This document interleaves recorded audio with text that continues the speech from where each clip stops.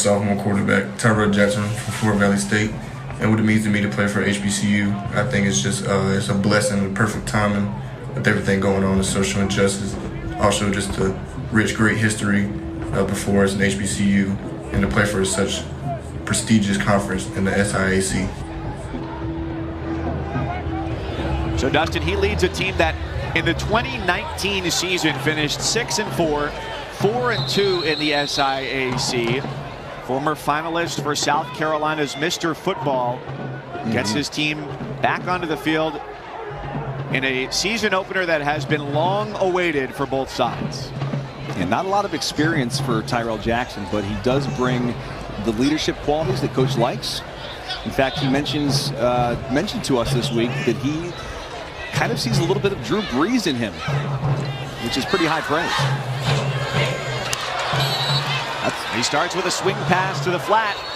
That falls like it could have been a fumble, Mike. That may have been a backward pass. Now they avert danger, but you're right, Dustin. Yeah, no replay in this game tonight, but that looks like a fumble.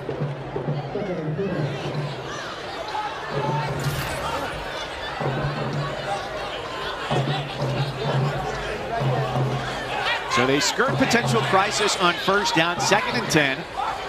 As Jackson and the Wildcats empty things out.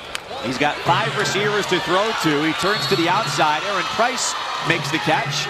And that's good for a gain of 2 to make it 3rd and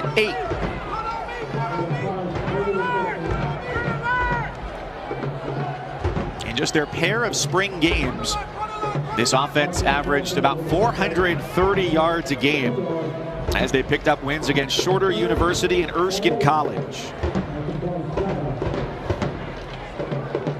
Big 3rd down coming up here early in this drive. I want to say, where's number 17 at? He's at the bottom of your screen in the stack with Aaron Price. They brought Freeman, the tight end, over to help block, and that provides just a second of extra needed time. Bridges makes the catch as he's running out of bounds, trailed by Antonio Kennan, who says that shouldn't have been a catch, but it goes for a first. Nice little stack combination. Scissor route to the sticks. Terrific catch. Concentration by Shamar Bridges, who we just talked about in the open. This guy, I mean, look at the size, Mike, of this wide receiver. 6'5", 210 pounds, the senior out of Jacksonville, Florida. He's got the prototypical NFL-type body for a wide receiver.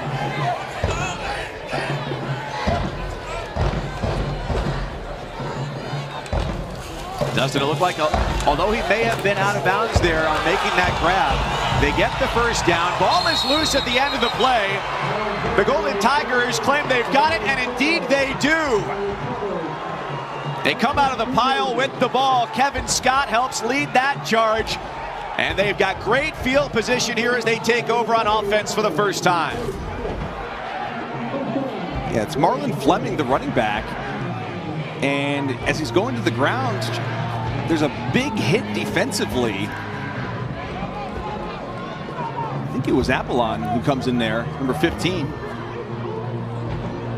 The brothers who transferred in from Northern Illinois. Yeah, Woodley Apollon and his brother Wesley, both among the linebacking core. We transferred in the natives of Montreal. Start Tuskegee out inside the Fort Valley State 40-yard line. And they put it on the ground on first down with a handoff to Torian Taylor, the junior from Georgia. So we get our first look at Bryson Williams, the quarterback for Tuskegee. Not a lot of experience for this young man. He's only thrown 6 passes in his career.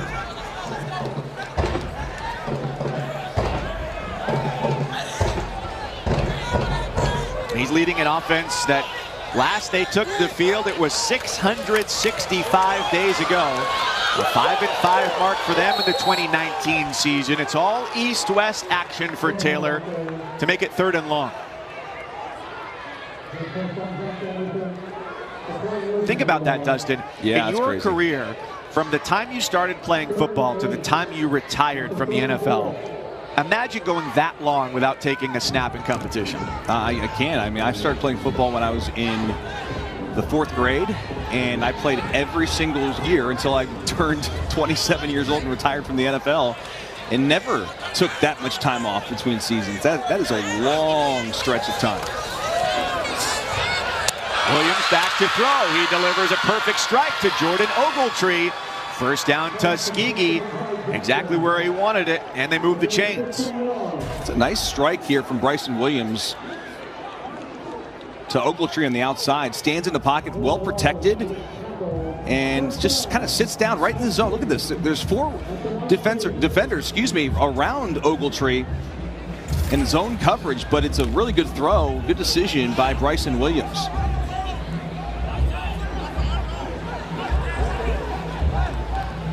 Ogletree nestled himself between layers of the defense. 1st and 10 from the Fort Valley State 19-yard line.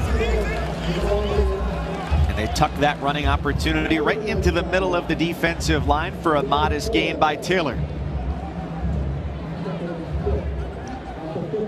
Like there was a pancake block that set up that run for 4 yards. Terry Bryant, the fullback, just absolutely pancaked the linebacker for Fort Valley State. Look how big this guy is. 5'11", 235 pounds.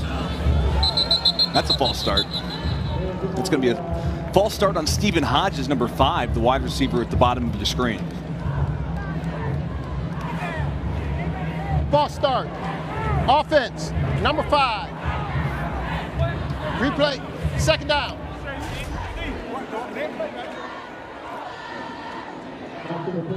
Watch this block.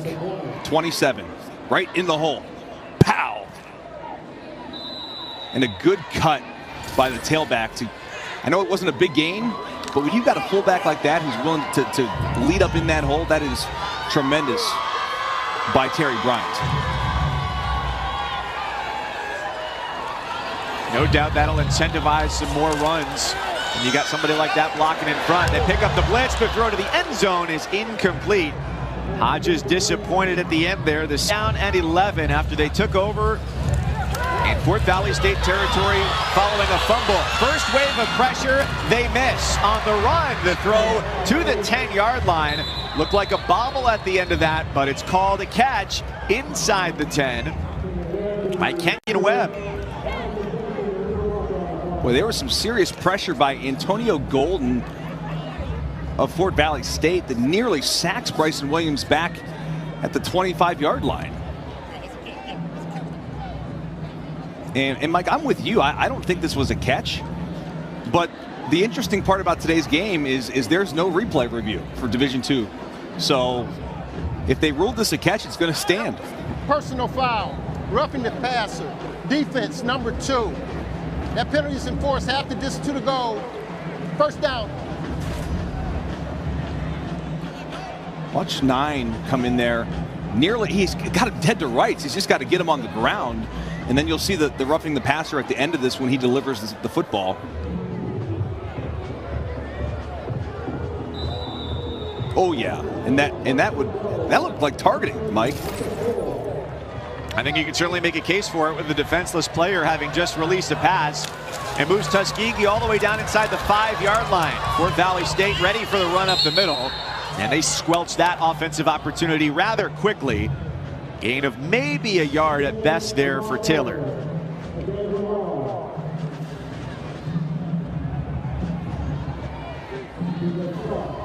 Here's a look at Taylor's numbers. 99 carries for 597. This is back in 2019, by the way. So you talk about not playing football for 2 seasons, but the 6 yards per carry is a great average for any tailback. Williams from under center. Maybe another yard there, slowly inching their way forward. And Dustin, to go back to what you talked about earlier of not having replay review tonight, we've so become accustomed to that at so many different levels of every different sport. It's somewhat of an enjoyable way to think back to the way sports used to be, where that was the standard. And you get up, you deal with whatever the result of the play was, and you keep going. Everything is subjective, and it used to be that way in the NFL. It used to be that way in college football, and there's a certain pureness, I guess, to not having replay, because the officials, they've got to make the right calls. Williams, the short handoff, the pushback. The ball comes loose, whistles blow. Sounds like it was blown dead there near the line of scrimmage on the handoff to the fullback, Terry Bryant. And Matt Bush ends up with the football. It sounds like the ruling will be that his forward progress was stopped, much to the chagrin of the Wildcats. The number 0 right there at the end. Oh, that looks like a fumble. You're right, they blew it dead.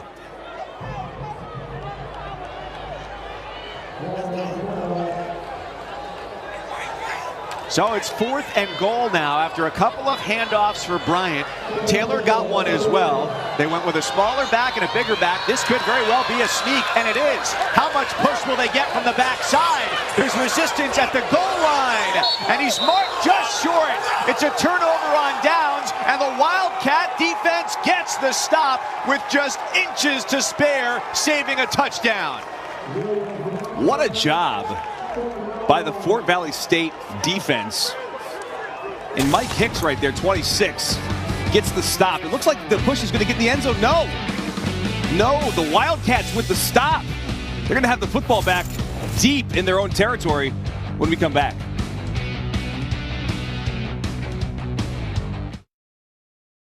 The Boeing Red Tails Classic is brought to you by Boeing, celebrating the trailblazing spirit of the Tuskegee Airmen and Montgomery, Alabama. The journey starts here. The Tuskegee Airmen, it included not just the pilots, but the navigators, the support staff, the instructors. Notably, almost 1,000 black pilots were trained at the Tuskegee Institute and surrounding airfields, and they became America's first black military airmen, known as the Red Tails for the color of the tails on their P-51 Mustangs. We saw one of those planes fly overhead earlier today and were integral in the missions they flew in World War II. In 2007, received a Congressional Gold Medal, and where they trained has also been put on the National Register of Historic Places back in 1988. No score, Fort Valley State and Tuskegee here, almost midway through this opening quarter at the Crampton Bowl in Montgomery, Alabama. Mike Cousins, Dustin Fox, we're glad to have you with us tonight for the inaugural edition of this game. And Dustin, we've had a lot of fireworks here in the early going. We've had a fumble by Fort Valley State.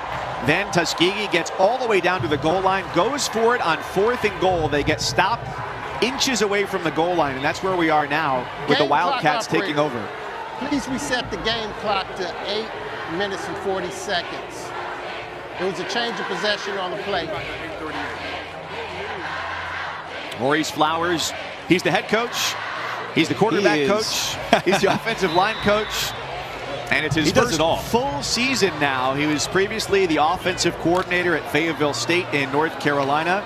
Spent a couple of years at Miles College. Won a couple of conference titles right here in this building. And after a long wait, gets his first full season underway tonight. Dangerous territory as they try and run their way out of it. And forward progress does get Fort Valley State to the 1-yard line.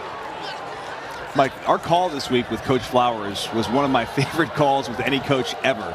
I mean, he loves his players. I mean, I'm asking him about his wide receivers. He's like, oh, I love Shamar Bridges, the best. He is just a ball of fun. I mean, he is really, really a fun coach to talk to. I enjoyed that call very much.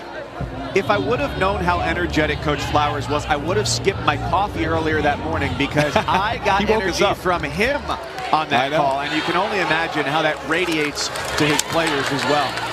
No question. They hand it off again, just trying to find anything there off to the left side and gain a little bit of breathing room here and buy themselves some space after getting that goal line stop. And these two teams, despite being separated by under 200 miles, haven't played for almost 3 years, with their last matchup coming in November of 2018.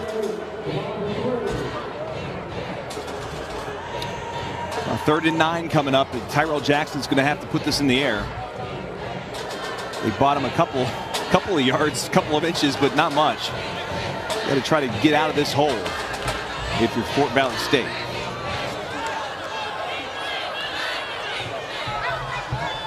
You got Shamar Bridges down at the bottom of your screen. That was the go-to guy in the last third down.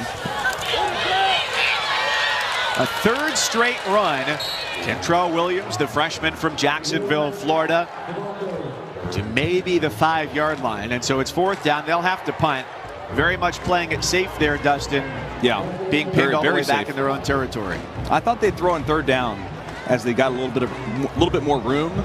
But no, very conservative. Just want to buy their punter a couple extra yards so he doesn't have to have his heels on the back of the end zone. Going to look at Treonte Williams. They call him the Hat Man. He'll be your punter. And why the Hat Man, you might wonder? Well, inside the football facility, they are not allowed to wear hats. But when it comes to outside the football facility, he is much applauded for his sartorial choices atop his head. And that's where the nickname comes from the Tuskegee punter. No score, 6:28 first quarter in Montgomery. Pre-game flyover today, we saw 3 different planes. The Archer, flown by pilots from the Red Tail Scholarship Foundation, located in Tuskegee, and the building-shaking F-16s. Lieutenant Colonel Rich Peace, the lead jet, Lieutenant James Ludwig, his wingman, and the North American P-51 Mustang with the iconic red tail. That's so cool. So cool. Today, the inaugural Boeing Red Tails Classic, which honors the legacy of the Tuskegee Airmen. It's Tuskegee and Fort Valley State trading possessions in this half of the field after a 37-yard punt forced by a 3-and-out by the Tuskegee defense. Bryson Williams and the offense looking to put the first points on the board tonight.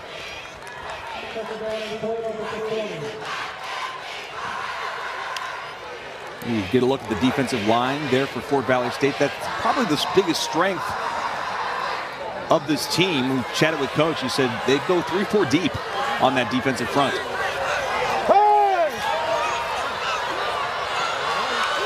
Looking to throw and now to run. Josh Burney, one of the few freshmen who Coach Flowers says will play on this team, makes the tackle on Williams. A really big dude, 6'4", 300 in his first season of college ball. I think he's kind of like an FCS type player. He's playing Division II football, but probably could play up. So when you got a player like that and you're young, you're going to see the field.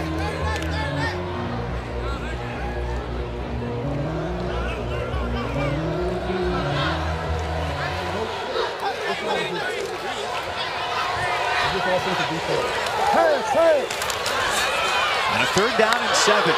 That ball is over the middle. Dangerous throw intended for the tight end Alex Mitchell, the senior from Birmingham. And it falls incomplete. 4th down. They'll punt again. And I tell you what, Bryson Williams has done a good job of staying away from the blitzes, but his accuracy leaves a little bit to be desired for Coach Slater. Yeah, I was going to say both quarterbacks have been a little inconsistent, but you're right. He has done a good job of dodging the pressure because Fort Valley State's bringing a lot, whether it be with their defensive front with the stunts and twists or with bringing extra bodies inside the box, but he has avoided it. But you're right, he's just a little bit inaccurate, and some of that maybe is nerves. This is a big game for both of these squads on a national stage. I can imagine there's maybe some nerves from a quarterback that's only thrown 6 passes in his entire career.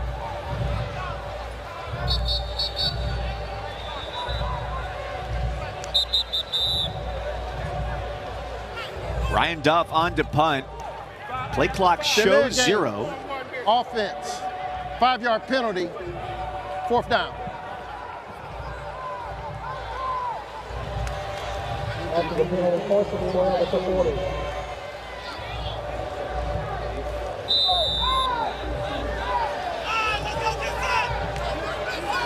Duff, the sophomore from Mobile, ready to boot it to Tyler Moore, waiting back deep for Fort Valley State. From the 49. Plenty of hang time. And that hop trickles out the back of the end zone for a touchback.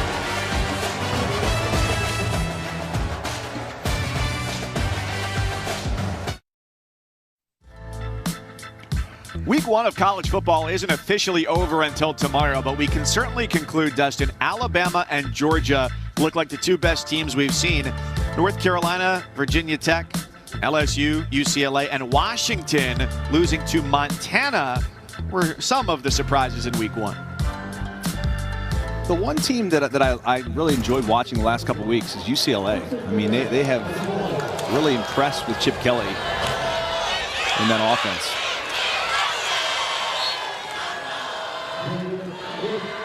And they've gotten off to a 2-0 start to the year as well.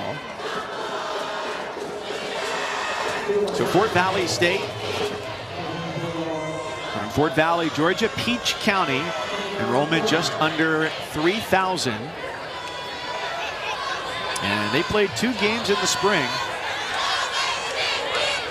after everybody missed out on that 2020 season. Time to throw, and a changeup over toward the sideline goes incomplete from Tyrell Jackson. He's trying to hit Malik Fleming out of the backfield there, the H-back. Kind of does it all for this offense. Plays running back, plays some H-back, a little tight end as well. So I'm going to say this probably the entire game on 3rd down and manageable. We're 17. Because he is the most experienced and most talented wide receiver in this game.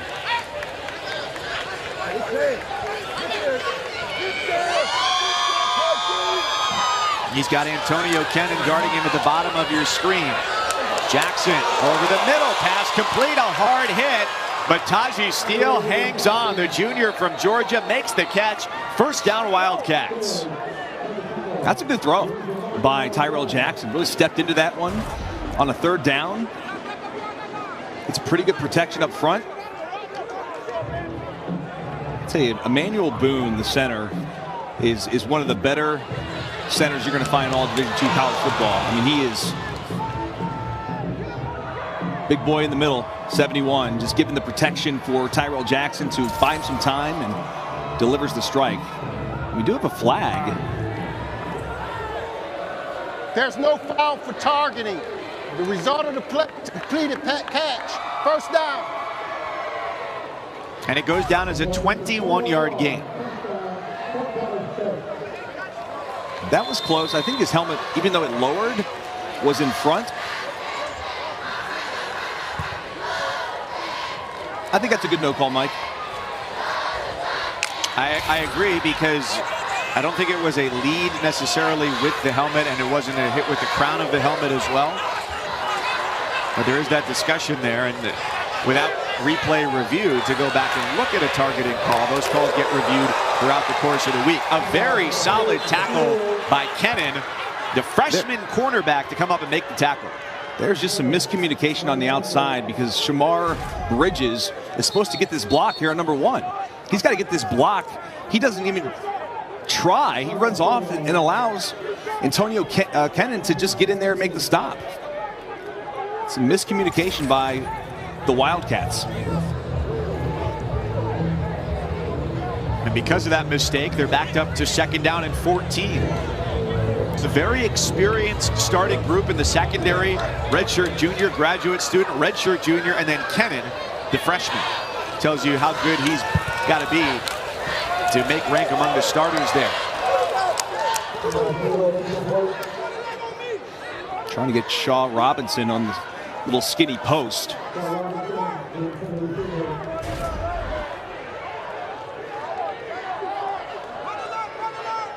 Nearly a catch, but that pass has got to be a little higher.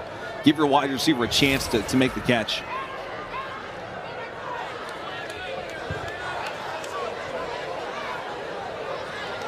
Third down 14. Who deserves more credit at this point, defenses or offenses?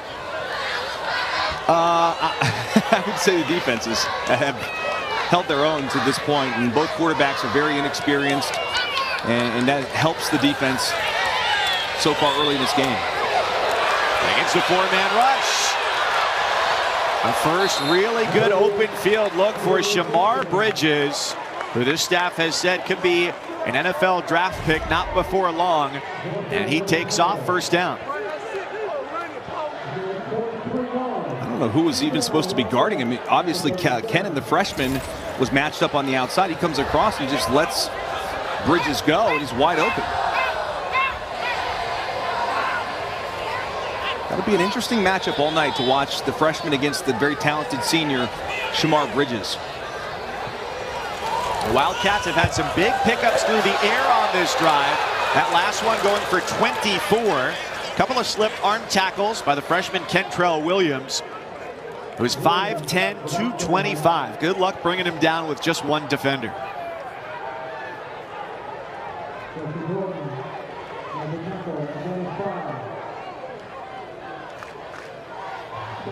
Fletcher Jordan, who stopped him, comes off the field on 2nd and 5.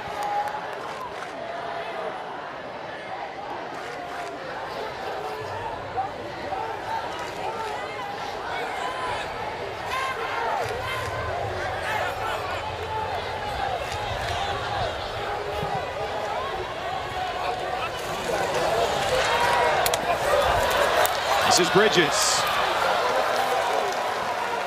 And still even a couple of extra steps. Woodley Apollon, the senior transfer from Northern Illinois, twists him into the ground. A minute 15 left in the opening quarter. And tomorrow, college football week 1 comes to a close. Scott Satterfield leads Louisville against someone other than Lane Kiffin and Ole Miss in our primetime college football Labor Day matchup. Hoping for a speedy return to the sidelines into the football facility for Lane Kiffin, who has announced he tested positive for COVID-19. That team 100% vaccinated, so a breakthrough case for him. And that's a big matchup tomorrow, 8 Eastern, 5 Pacific on ESPN and the app. Play off the ball. 2nd down, 11.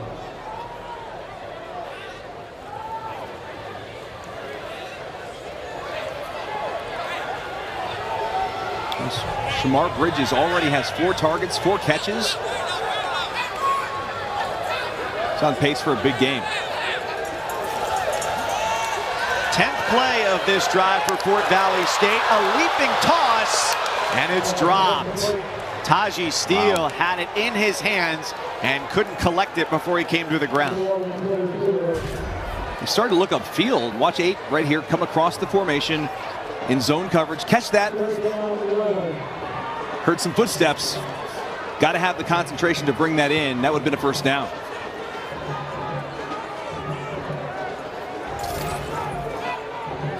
So now a big 3rd and 11 coming up here for this offense. And you never know how a team feels about their kicker. So potentially 2 plays to pick up the first down. Well, in week 1, the answer is usually probably not too great coming out of camp. You're lucky if you do feel good. They set up the screen. But the Tuskegee defense was ready and waiting. They helped build a wall, and Carl Matthews with a booming hit to bring the first quarter to a close. 0-0, Fort Valley and Tuskegee. 3 steps forward, 2 steps back. Opposites attract in Montgomery.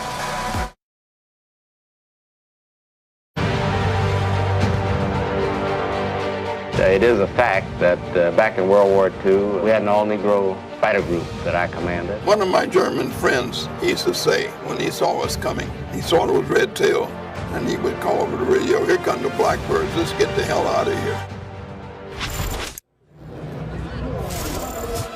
Colonel Benjamin O. Davis, the first black brigadier general in the United States Air Force, flew 60 missions during World War II. His father, the first black general in the United States Army, and Davis Jr. helped draft the Air Force plan for implementing the executive order from President Truman in 1948 that mandated the racial integration of the United States military. The Boeing Red Tails Classic here tonight in Montgomery, the first of many. A 40-yard field goal try for Fort Valley State. It is a wobbler, and it is no good. A scoring opportunity there for Andre Labatt, who was brought here because in a previous school, he helped beat his head coach Maurice Flowers when he was at Fayetteville State on a walk-off field goal. But Dustin, a bad snap will doom you from the start. Bad snap and a lot of pressure coming from Tuskegee. and that was a wobbler. I'm not even sure if maybe someone got a hand on it or what, but it was just a very, very low snap that kind of threw off his rhythm approaching the football.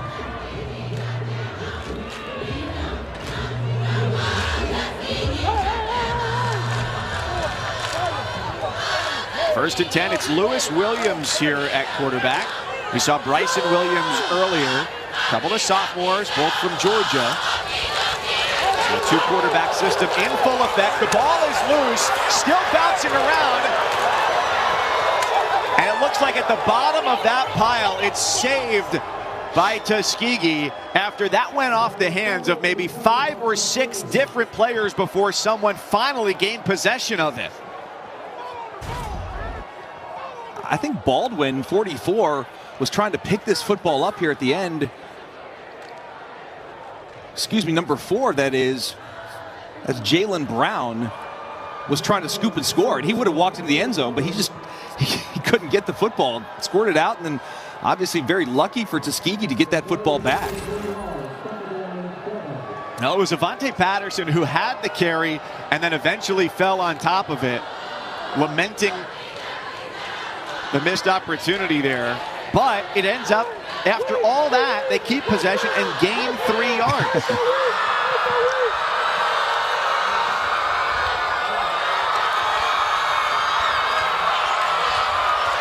So Patterson out after the fumble. A flag is down on the first handoff of the day to Shondarius Phillips, the graduate student, a transfer from Florida International University. I think you're going to get a hold, Mike, here at the end of this run. During the run, holding, offense, number 62. It's a 10-yard penalty from the spot of the foul. Replay, second down. It's the center, Nathan Harrison,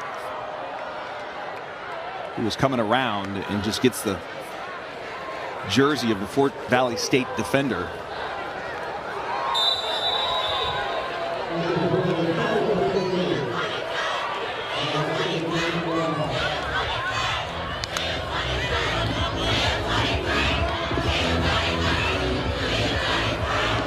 Yards on the ground have been hard to come by so far. They need to get to the 33-yard line for a first down.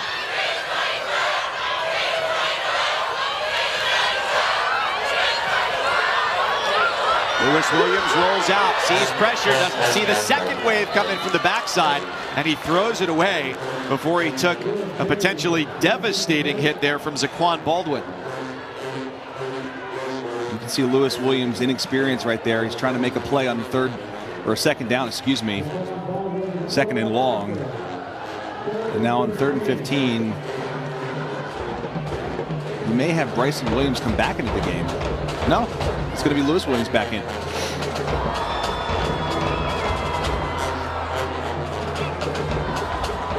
There's a look at Bryson on the sidelines. Both these quarterbacks are very young. Both sophomores. Both have played one career game.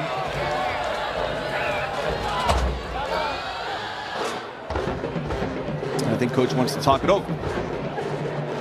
Tuskegee, that is their first timeout of the half. It is the 30-second timeout. And now the question arises, will there be a quarterback change here on this 3rd down and 15? Where being as deep as they are in their own territory, you might expect a draw, handoff up the middle. There's only one way to find out when we come back. The Boeing Red Tails Classic is brought to you by Montgomery County, Alabama. Come for the history, stay for the future. Booker T. Washington, the founder of Tuskegee, founded in 1881, and the subject of one of the more intriguing books I've ever read called You Need a Schoolhouse. Talks about his partnership with a gentleman named Julius Rosenwald, and together between the two of them, 1917 and 1932, helped to lead the construction of nearly 5,000 school buildings in rural areas in the South that for nearly 40 years helped serve about 700,000 students throughout the South.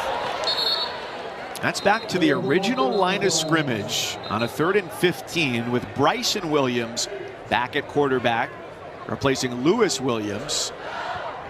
And a flag stops play. Already seen one hold on this drive from the center, Nathan Harrison.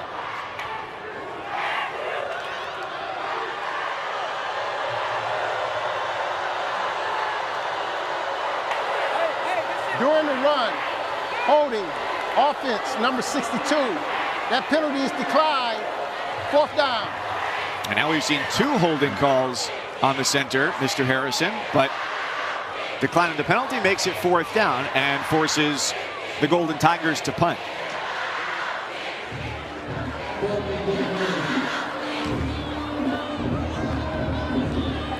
It's been a really nice turnout tonight at the Crampton Bowl in Montgomery for the inaugural edition of the Boeing Red Tails Classic, where both teams have had opportunity to score. Fort Valley State denying Tuskegee on a 4th and goal from the 1 earlier in the half.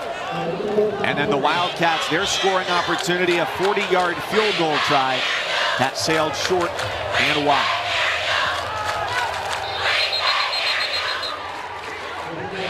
Play clock hit 0. Last time there was a punt opportunity, it was also a delay of game penalty. Well, you got to imagine, Mike, for these two teams who haven't played in 500+ days and 600 for Tuskegee, 666 days to be exact, that the first game out probably going to have some sloppy play. Always have penalties in week 1, and these teams haven't played football in a long time.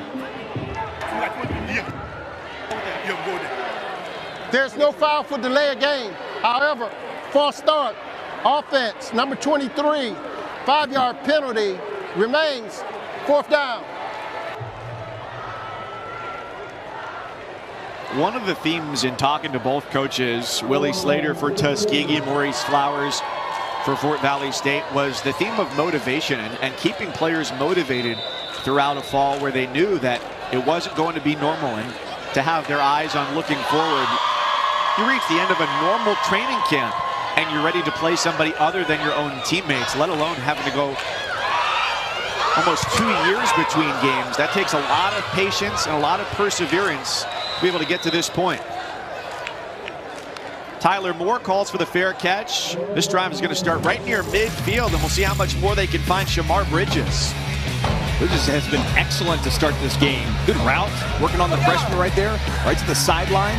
Has 4 catches already in this ballgame, and that was just a beautiful throw catch right there across the middle.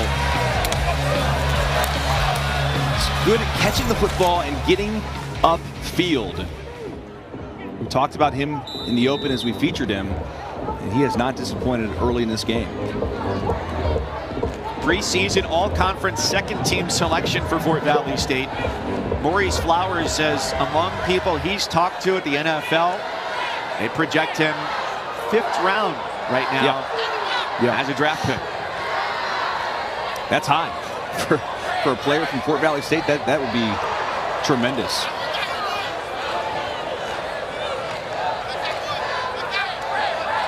The tight end Freeman settles off to the right side.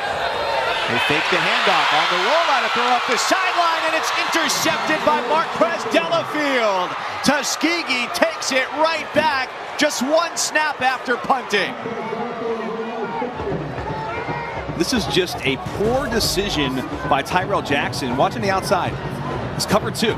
So he's dropping down into coverage. That's Marquez Delafield. But like, I look at Tyrell Jackson right there. You've got a lot of green grass in front of you. Why not just take off and run right there? You can pick up 5-10 yards easy. Instead, he forces the throw. But I love the fact that Delafield in cover 2 drops into that coverage instead of staying in the flat. Well done, but a poor decision by Tyrell Jackson, I believe. A lost fumble, now an interception. Tuskegee reclaims control. Bryson Williams handing off. Shondarius Phillips running with power, going straight ahead. 12 minutes remain in the second quarter, still scoreless.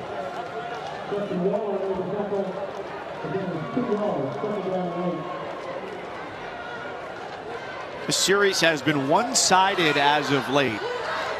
Again, the last time they played was back in 2018. Win on the road for Tuskegee, and the Golden Tigers have won the last 7. The last victory for Fort Valley State came all the way back in 2010. And a lot of these players were probably in elementary school. Williams across the middle, and a sliding catch, Stephen Hodges. I'd say Hodges has the ability to stretch the field here. Look at the speed off the line of scrimmage, and it's a skinny post. Working on Deion Andrews, number 14. Andrews just gives too much cushion on Hodges, the best wide receiver for Tuskegee. A gain of 23 on the throw from Williams. Best throw by far of Williams' early nights. Ball's out. Another ball is loose. This time scooped up by Fort Valley State. Tyler Moore, acres of space in front of him. He's got a compass pointed to the end zone. Touchdown, Wildcats.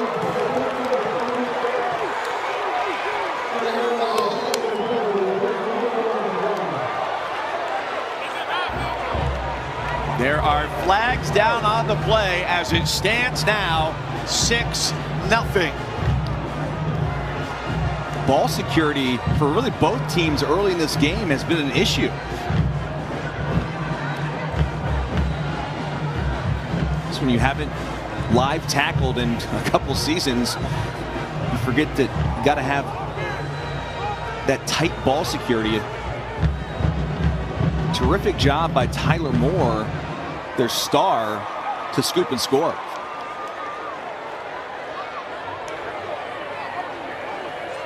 After the change of possession and during the return, personal foul, return team, intercept, fumble return routine, 15-yard penalty from the spot of the foul. Fort Valley keep the ball, first down. Wow, that's a big penalty.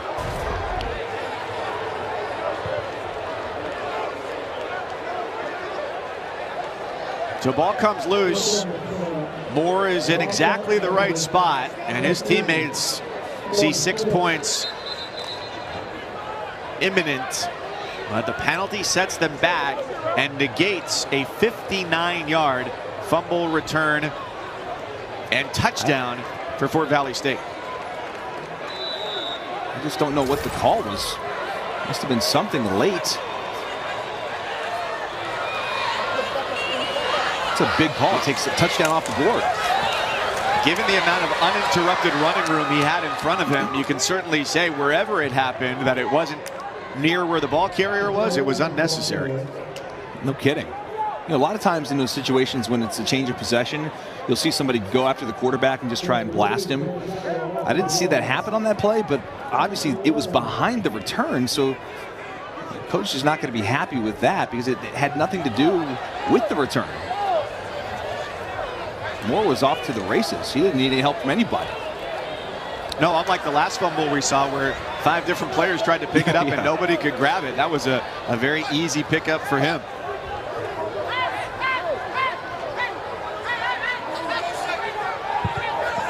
Mike, you surprised by the defensive struggle so far? In week 1, not particularly. Here comes big pressure from Tuskegee and some open running room over the middle, but Kentrell Williams can't catch up to that ball. You know what, Dustin, we looked at earlier the recap of, for the most part, all of the games in week 1 in college football, and we said Alabama, not surprisingly, separated themselves from the rest of the group. Georgia played really well, and everybody else just kind of looked okay, right? And so it's not any surprise if any team comes out of the gates and doesn't look like they will, say, 5 or 6 weeks from now. Well, and I got to think, too, Mike, that these young quarterbacks that lack the experience, big game like this, both quarterbacks have been pretty inconsistent with their play. So that helps the defense, obviously. All 3 quarterbacks, with 2 of them playing for Tuskegee. And they've got a combined 4 games played. That's a good decision. Jackson tucks it down to the 35. Slides safely like he's going into second base on a double. And he's got the first down. 13 yards when they needed 11.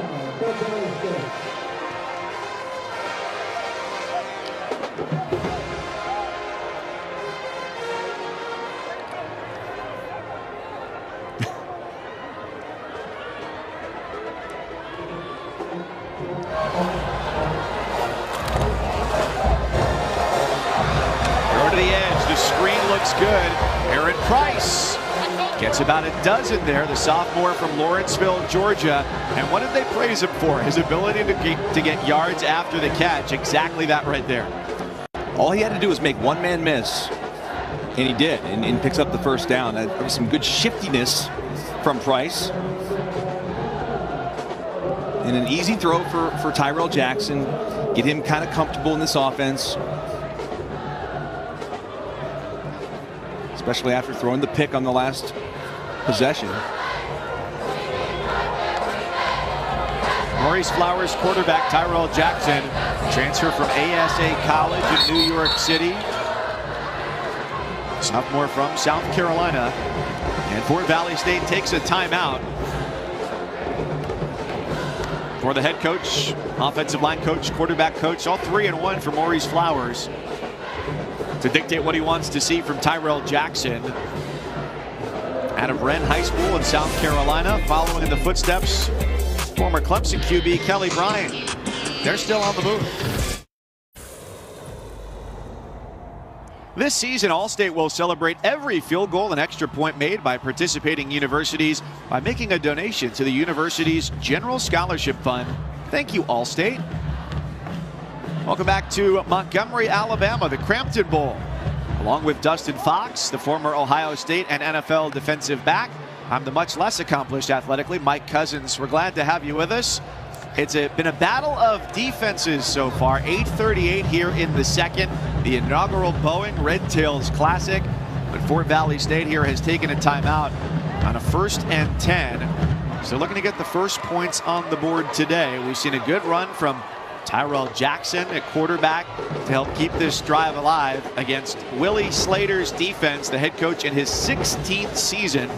Also, the athletic director at Tuskegee, who's won 75% of his games while at the helm of this legendary program, including 7 SIAC titles. We had a fun little chat with Coach Slater this week, talking about his players and how proud he is, and talked about his quarterback, how young he is. 7 league titles. It's almost a title every other year.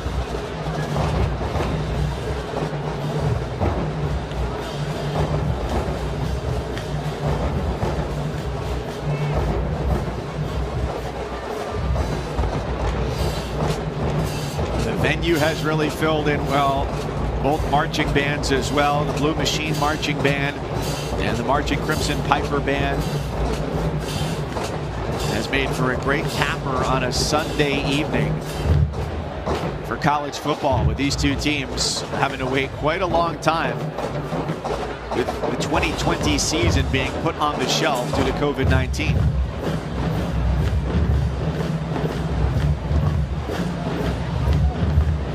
All these coaches have plenty of time during this timeout to figure out what they want to run on 1st and 10. There's Coach Maurice Flowers in the middle of that huddle with his Wildcats.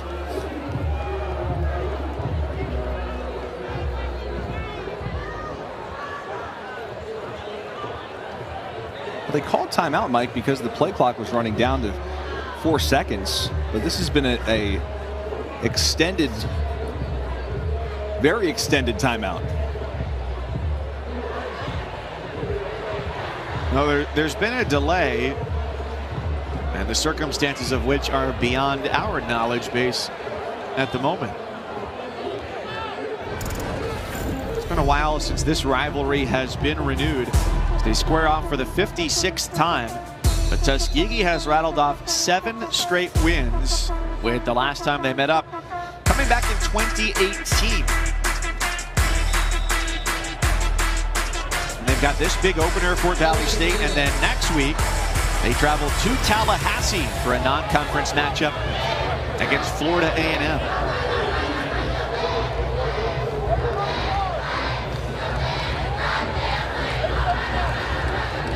The alma mater of, among others, one of our friends and colleagues here at ESPN, Paul Irvin. Time to play some football. Maybe not. Until it's not, because there's a false start. Yeah. Got two ready to get ready. Prior to the snap, false start, offense, number 77, remains first down. That's Taj Faust, the left tackle.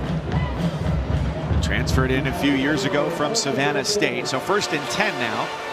Becomes first down 15.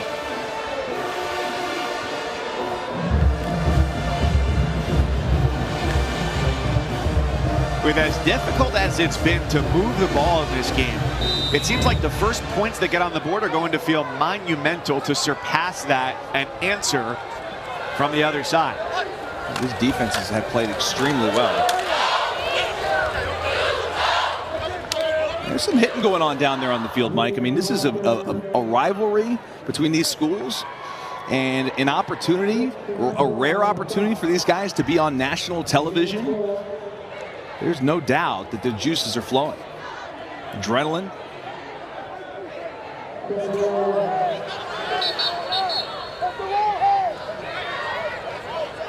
Hopes are undoubtedly high on both sides, especially Tuskegee picked 2nd in the SIAC West behind Miles.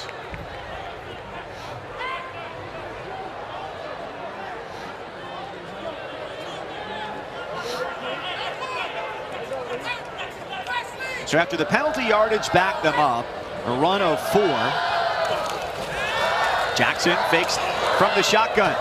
With some time, his throw is almost intercepted.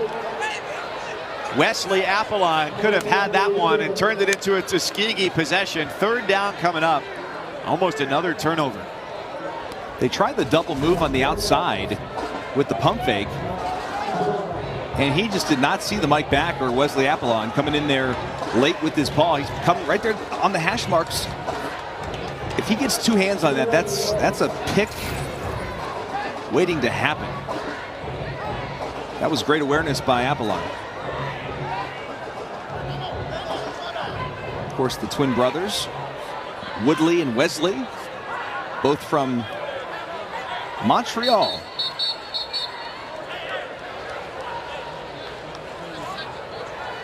Second timeout and just a handful of snaps here for Fort Valley State.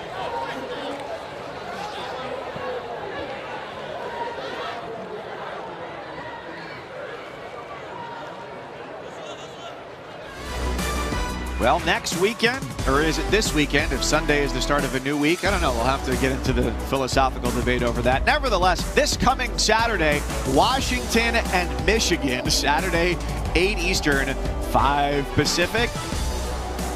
Jim Harbaugh's squad against what is currently number 20 Washington. That will change tomorrow. That game available for you on the ESPN app. A little bit disheartening for Washington to open up their season with a loss against Montana, an FCS squad. For a ranked team to do that hadn't happened in 5 years when North Dakota State went on that streak of knocking off FBS teams. That's right. Yeah, not a good way to start your season when you're ranked in the top 25. That is a tough loss. Montana has a heck of a program, but goodness, Washington at home to take that loss, that is just, it's got to be devastating.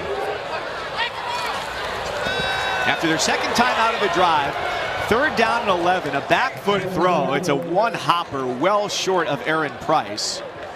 Mike, he had Shamar Bridges wide open over the middle of the field and just didn't see him.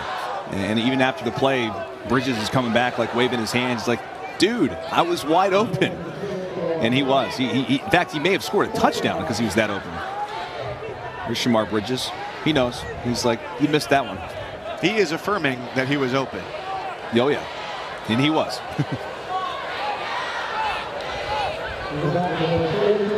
It was a miss from 40 earlier for Andre Labatt. They can get it down clean. Let's see what he can do. His kick a lot better looking as it comes off the foot, and it is good. 7:36 in the second quarter is when our first points get on the board, and it's 3-0 Fort Valley State.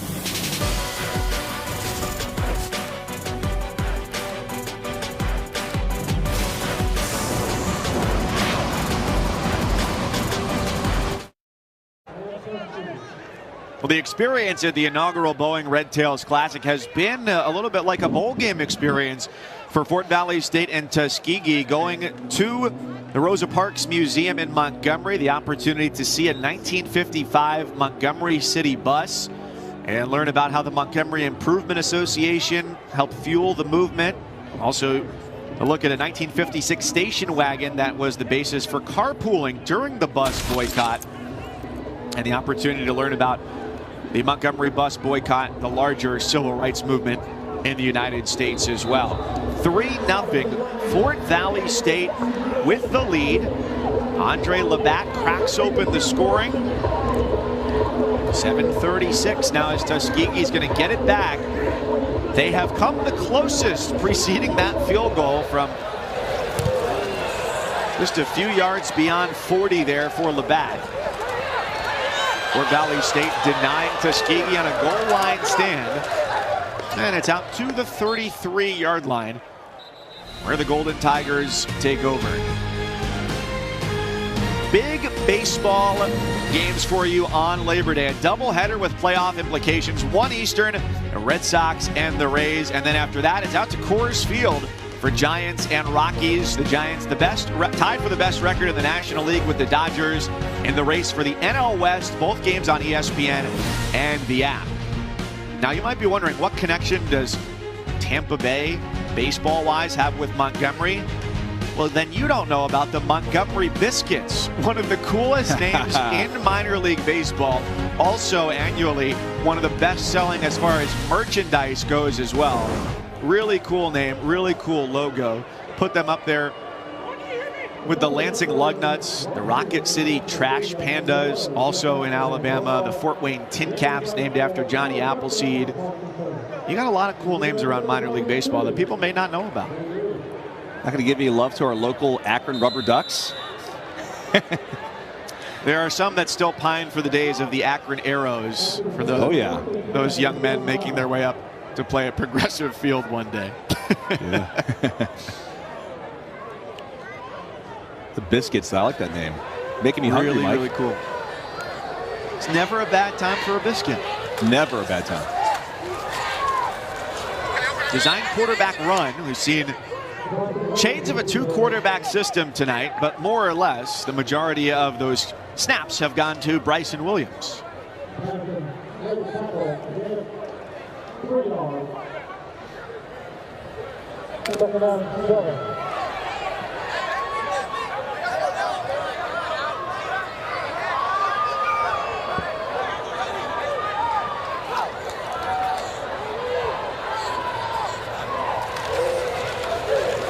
Williams keeps 2 backs with him, and that play was disrupted in the blink of an eye. Antonio Golden sprinting into the backfield as if he knew the play call.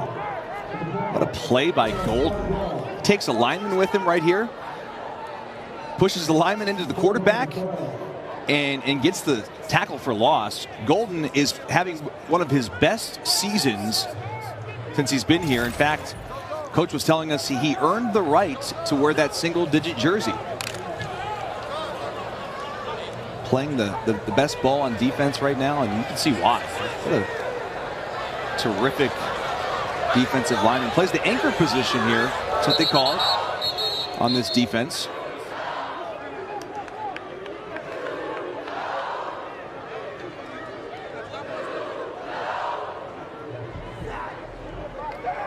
And he had previously worn the number 83. Coach Flowers said that if he took care of his business, meaning everything that he needed to do academically away from football, as well as being a responsible member of the team, he would get to wear the number 9. So you go from 83, and really when you're playing on the defensive line, only dudes get single digits, and he certainly earned that number 9. And when you say dudes, you're talking about a bad man. Dude is a compliment for a football player, man. He's a good one. You also see the Nike swoosh on the jerseys. We get on the Zoom with Coach Flowers. He's got a Jordan brand pullover. Oh yeah, and sweet. That jumped out right away because around college sports, the number of Jordan brand teams has started to grow little by little, but it's still a very small pocket of college sports. So that means there's something special.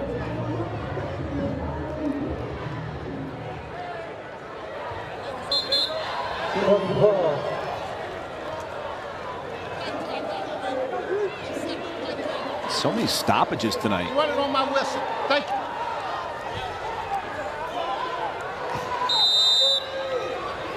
I don't think he's happy with the clock operator there, Mike. It's a delicate relationship between the referee and the clock operator. 3rd and 12. It's Golden again. He slams Williams into the ground from behind.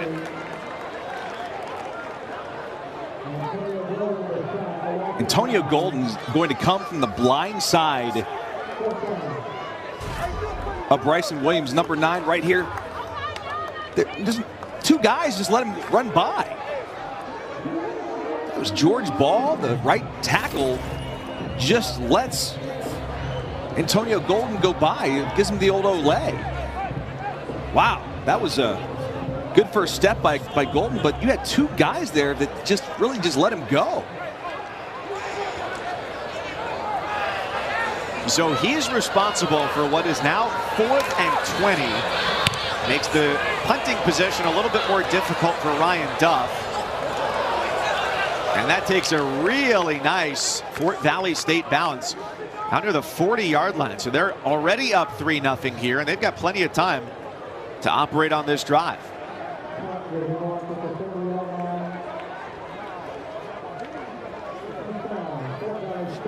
And Dustin, this is the portion of the field where you're between the 35s or the 40-yard lines, where you hear coaches often say, this is where we like to take a shot downfield. It seems like a perfect opportunity to try and throw one for Shamar Bridges. Absolutely. I love that idea, Mike. And you're right. It is the perfect opportunity here for the Wildcats to take that shot, whether it's Bridges or Aaron Price or Steele. I mean, they've got some really talented wide receivers. You see Bridges top of your screen. See how conservative they are.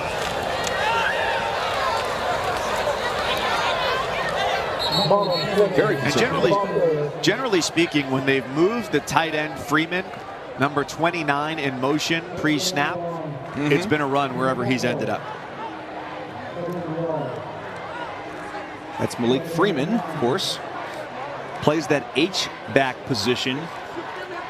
And Maurice Flowers says that Freeman is the do-it-all back. He can kind of play every position from fullback to H-back to tight end to running back.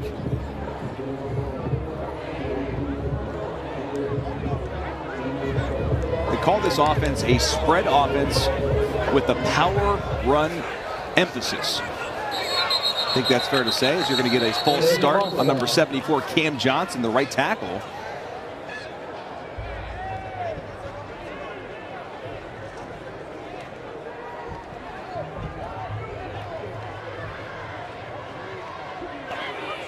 Prior to the snap, false start, offense number 74. It's a 5-yard penalty, remains 2nd down. Johnson, the graduate student, transferring a couple of years ago from South Carolina. Had to walk on, Mike, and earned himself a scholarship. Was working with the scout team, and now he's earned his right to be the starting right tackle for this team. Coach loves his offensive line. He was really raving about that group. Well, they've got big tackles. Both of them stand 6'6", 335, but they're going to be facing 2nd and 19 now. Now you're going to get the left tackle, Tamaj Faust.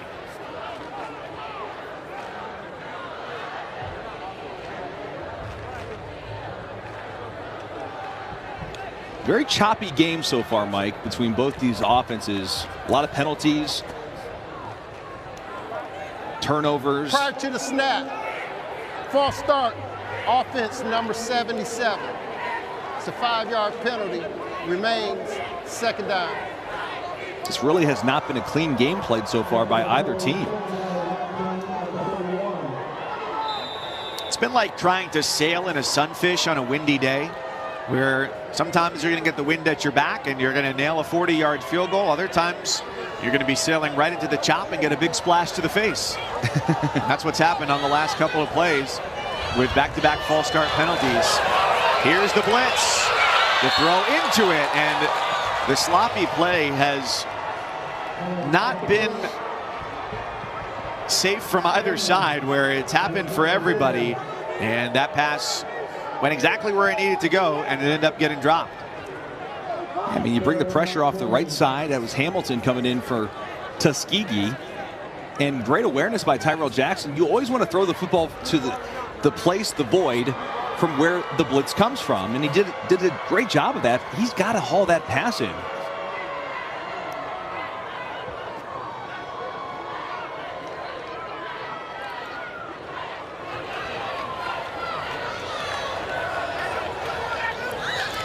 Let's see how aggressive they are here on 3rd down and 19. The defensive line started to converge, and then Wesley Apollon, the middle linebacker, with a one-arm tackle, stops Tyrell Jackson and stops the drive as well. Excellent coverage down the field. Watch this. They're playing a little man coverage concept. Taji Steele was open. So was really, there was a couple of guys open. But terrific job by Apollon to come in and get the stop.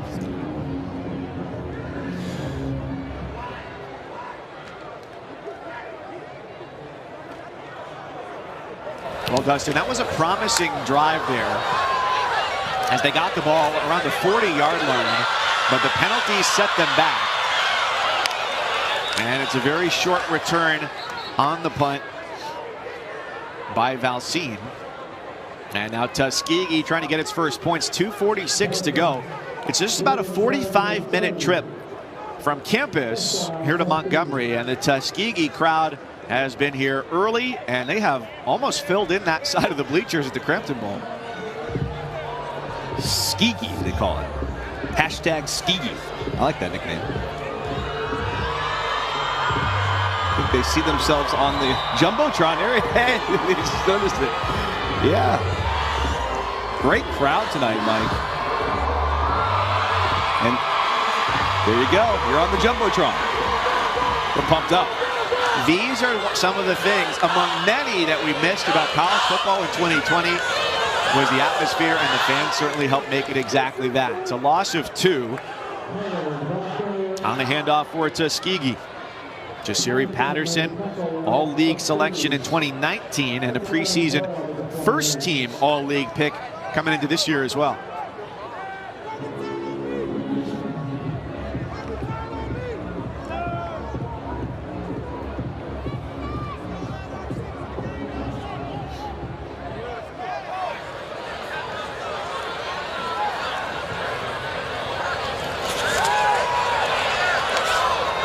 Tyson Williams, he wants the deep ball, he heaves it, and it's intercepted.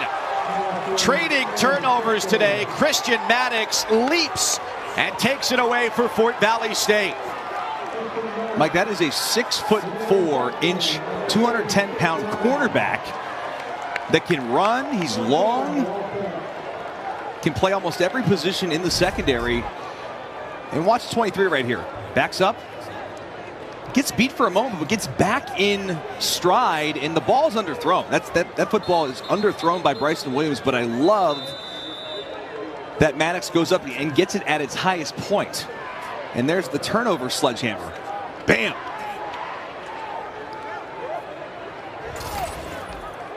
Which I'll also add, a very intricate and beautiful tape job on that sledgehammer as well. That took care and time.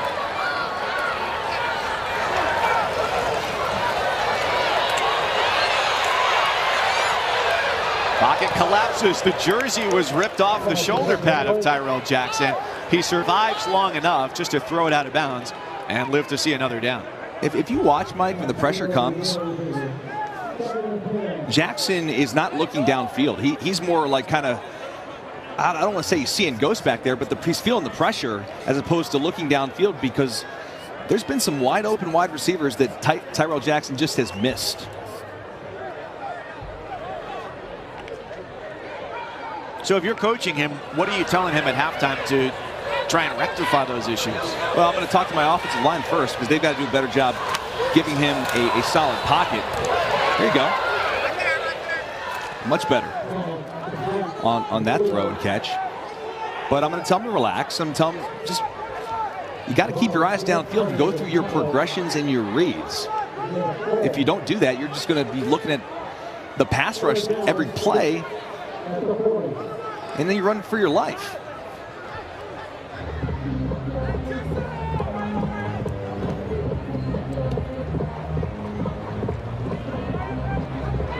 And they don't need a ton here. It can be some quick routes just to the sticks to get them to 1st and 10, as they need to get to the 46-yard line.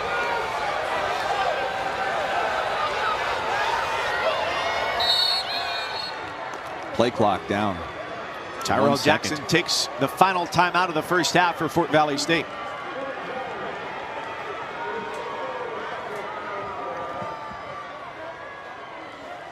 So it's 3-0. The field goal is the difference right now. Mike Cousins, Dustin Fox are in the inaugural Boeing Red Tails Classic. Very much like a week 1 game for these two teams that we showed you earlier. Hadn't played for, at a minimum, more than 500 days coming into it.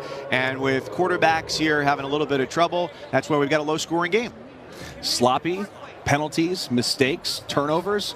The recipe for a 3-0 ball game here. And obviously the second half, we want to see if the quarterbacks can improve their play. 4 combined turnovers between the two teams. And the best opportunity Tuskegee had to punch it in came in the first quarter. They went for it, 4th and goal from inside the 1-yard line, turned away by Fort Valley State, which has had the opportunity to get up to 6-0. Their first field goal opportunity fell short. So Tyrell Jackson, the wherewithal to call the timeout there. They've got none remaining, and Tuskegee has 1 before the half.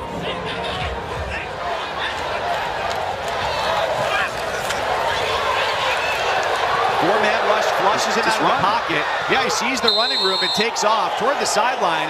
That could be a flag for a late hit there, but it doesn't look like there's one that's been thrown. Yeah, sorry, Mike. I'm like, there's so much green grass in front of him. Take off and go. Take what the defense gives you. Get out of bounds, stop the clock, get the first down. And I think he tries to hold him up there at the end, Mike, but it looked like from our vantage point that it was a late hit. I think it's probably a good no call. Yeah, upon further review, it looked to be more benevolent contact than malevolent on that they call run out of bounds.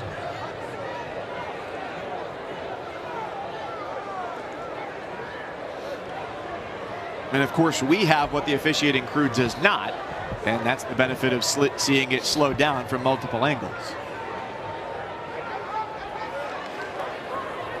After the play, unsportsmanlike conduct, defense number 14. It's a 15-yard penalty from the end of the run. It's number 14, I kind of thought, first unsporting of the game. First down. It's Wesley Apollon. See this? He comes in here, and he's out of bounds. He tries to hold him up at the end, but I kind of think he's trying to hold him up, but he puts his hands on him, which draws the flag. Or at worst, trying to slow his own momentum, therefore, thereby also holding up his opponent. But it certainly didn't look like there was an intent to take him down. Nevertheless, makes it a fresh set of downs for Fort Valley State, hoping to add to their advantage going into the half as they work from inside the 40. Great he hits the seam, and the throw is complete. First really solid laser on this drive to Aaron Price. That's probably the best throw that Tyrell Jackson's made. He has a clean pocket, steps up, delivers it between 2 defenders. That is a really good throw from Jackson. Hey, guess what, Mike? Yes, we got another flag. we've got another flag. You surprised? I have ceased to be surprised. You get a flag. You get a flag. Illegal shift, offense number 18. It's a 5-yard penalty from the previous spot. Remains first down.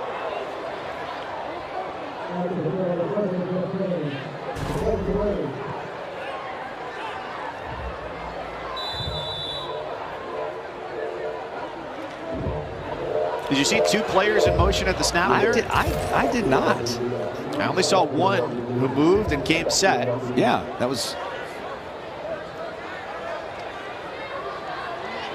I think the top receiver wasn't set, Mike, when he comes across the line of scrimmage, so they're technically both, I guess, in motion at the time. So probably the right call.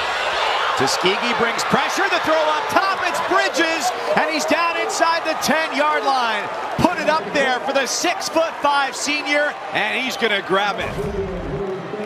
It's a high throw, but he does stand in the pocket again between 2 defenders. Watch 17. Right down the seam of the field, catches the football, nearly has a touchdown. He goes for 35 yards. They give to Kentrell Williams. Tumbling forward to about the 3-yard line. It'll have to be quick, but the Wildcats could get into the end zone for the first time tonight here on this drive. Mike, it kills me when quarterbacks spike the football in this situation. There's plenty of time. Run a play.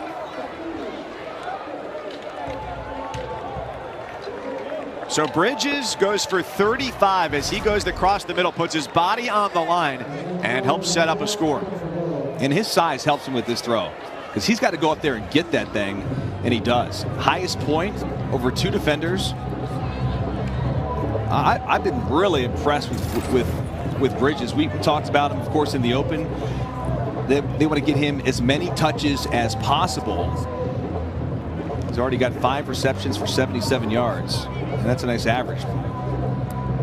He clearly, to me, Mike, is the most polished receiver on the football field today. And it talked about the potential for him to be drafted. That he has a 5th-round grade on him, Coach said. And that's pretty high for someone coming from a Division II program.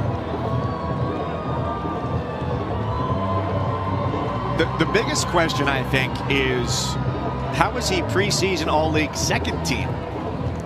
He looks like an NFL wide receiver.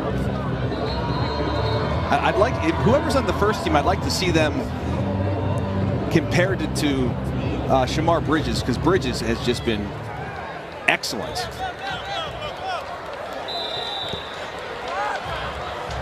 One of 6 All-League preseason team selections from Fort Valley State. Second down after they spiked it, getting quickly up to the line following the run. Remember, they've got no timeouts, so they have to operate with maximum efficiency here to get back, set up, get the play call in, and get a snap off. You got to run a play, bud. You got to hurry. They're trying to get the play call in from the sidelines. You got to throw this to the end zone and give yourself a chance, because the clock has to stop. But 6'5", give him the opportunity in single coverage. They look to the top of the screen. There it is. The lob for Bridges. Back corner of the end zone. Incomplete. But they've got time for one more snap before halftime. Here's the matchup. That's Delafield, number 8, does good coverage. There's a little hand fighting, a little body on body right there. I like the no call, but it was a great call by you, Mikey, because you had the one-on-one matchup that you wanted. So Fort Valley's going to settle for a field goal attempt here. And this is going to be by far the easiest one of the day for Labatt, who a bad snap cost him a good opportunity from 40 and has hit from 42.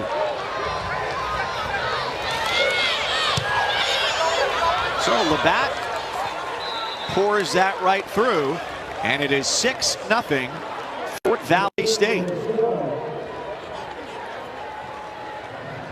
A defensive struggle, Mike. 6-0. I kind of expected a little bit more fireworks from the offenses, but this has been all defense and sloppy play from really both squads with all the penalties. It's been a fun one. Love the Red Tails. There's certainly work to be done in the second half in a one-score game between Fort Valley State and Tuskegee and the inaugural Boeing Red Tails. Been to Montgomery? No. Beautiful town. Love it. Was just there for the Camellia Bowl back on Christmas Day. The Crampton Bowl is a special place. Back when it was built many a year ago, it once hosted baseball as well.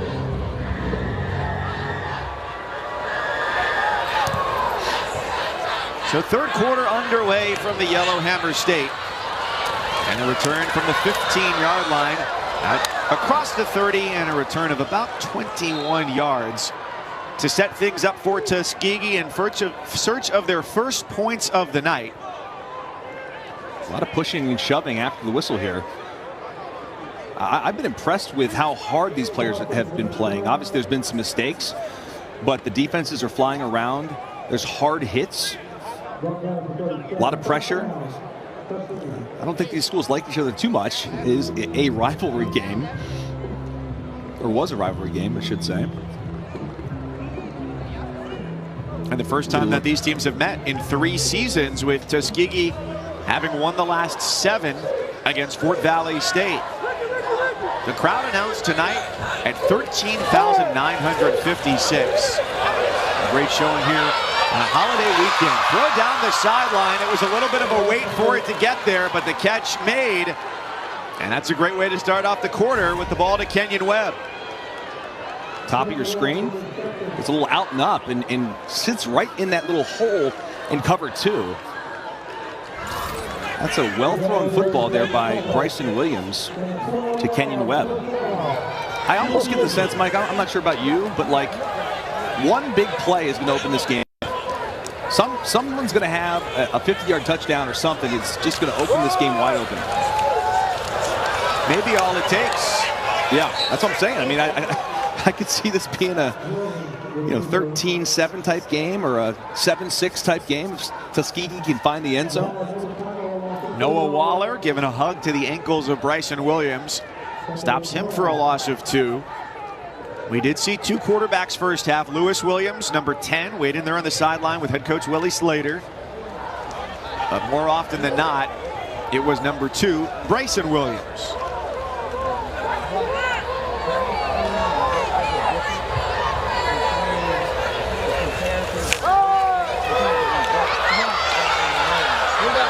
Williams on the move, gets back near the line of scrimmage, and not much as the field quickly closed down on him, and it's third down.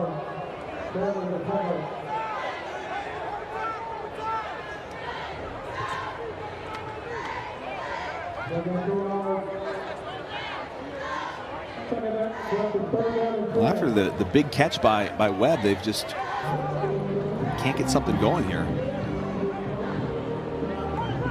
Here's Coach Slater. 16 years at Tuskegee. Busy man.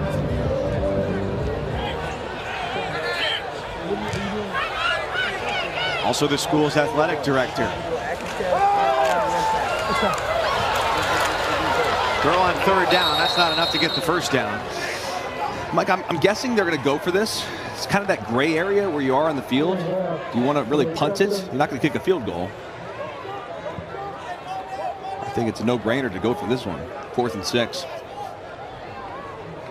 Both teams, Dustin, have showed a commitment to running the ball, but have not been able to open up enough lanes to continue to move the chain. So they've been forced into, we've seen now, even on this drive here, 3rd and long situations. And they're going to try a field goal here, which is going to be a 55-yard field goal try.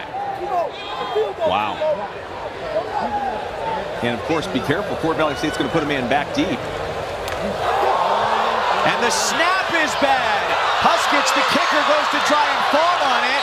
The Wildcats scoop it up, and they take over on the Tuskegee mistake. Wow, what a turn of events. They're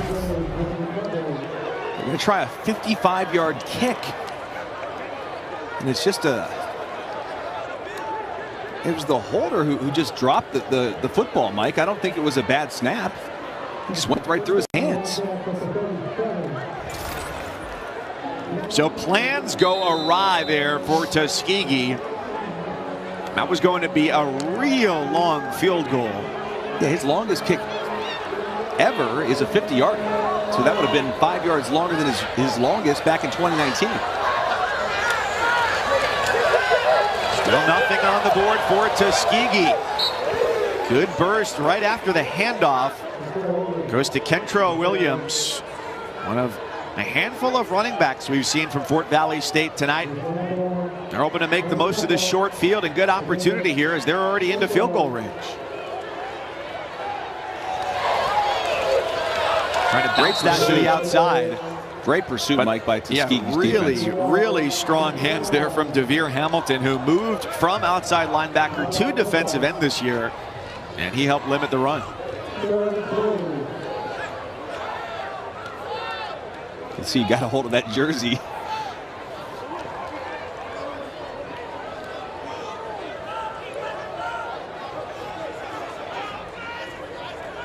DeVere Hamilton, a transfer from Utah. Playing some really good football here for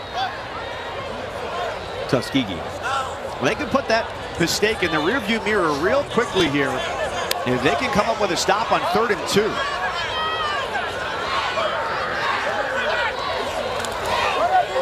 Tuskegee brings the blitz. They force the run to the outside, and a lowered shoulder from Williams proves to be effective as he keeps things moving for the Wildcats.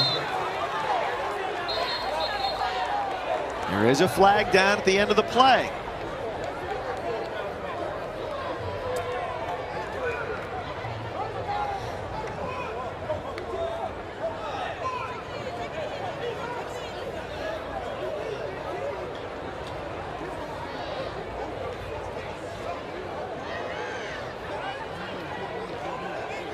Assuredly, neither team happy with the number of penalties they were called for in the first half, and one of these head coaches is going to be a little bit more disappointed after this call. After the play, unsportsmanlike conduct, defense number 14. It's a 15-yard penalty added to the end of the run. That is number 14's second unsportsmanlike conduct of the game. He is ejected from the contest. First down. Well, that's why you hear the official make the announcement on an unsportsmanlike conduct that it's a player's first, because 2 leads to an ejection. And as Williams goes out of bounds, this hit is exceedingly late from Wesley Apollon, and it's an easy flag to throw for the officiating crew. His second late hit of the game. And that's a big loss because Apollon's, playing that Mike Backer position. He's running sideline to sideline like crazy tonight. He's played really well. Obviously frustrated with that call, but it's the right call.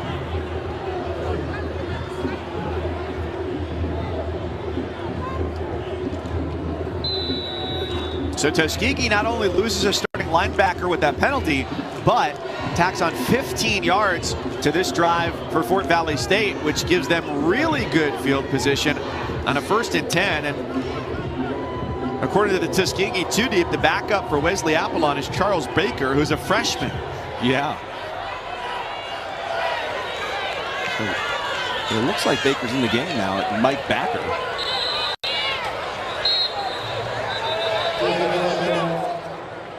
He is number 33 right there.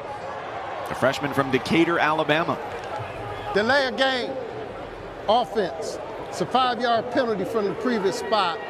Remains first down. That is the 14th penalty combined with both these teams. And we're just starting the 3rd quarter.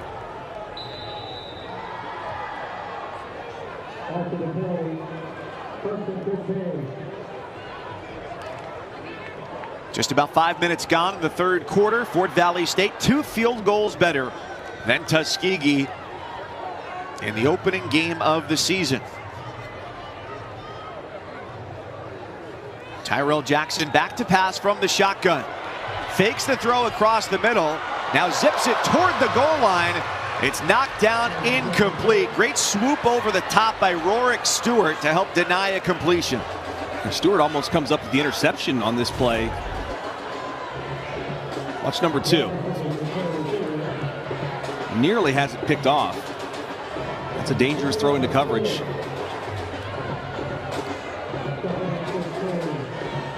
Really good break by Stewart. He closed a really big gap in a blink of an eye there. He was playing off coverage on Shaw Robinson, and he just put that foot in the ground and just planted and drove and nearly gets the pick.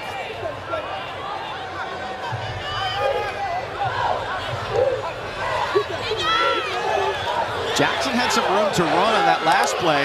This time flips it back for Williams, who's got the 10 and tumbles down toward the 6-yard line. Misdirection works for Fort Valley State. Yeah, I like that call. You get the pocket moving with Tyrell Jackson. You come right back. It's a screen you set up.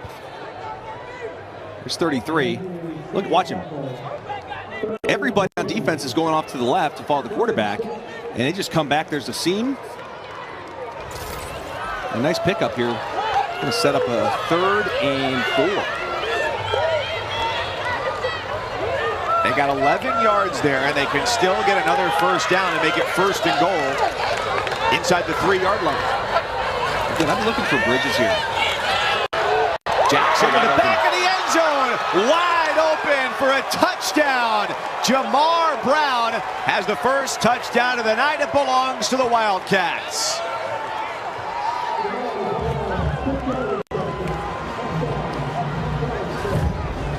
He just slips right behind the linebackers here. And that's the freshman, Charles Baker. He's 33, he's got to drop.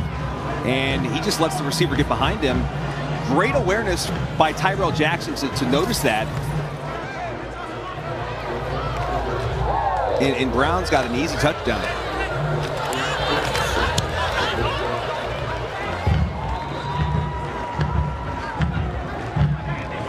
And it's finally 13-0. Yeah, finally a touchdown drive for Fort Valley State. 13 points feels like a lot in this game. Fort Valley on top 13-0.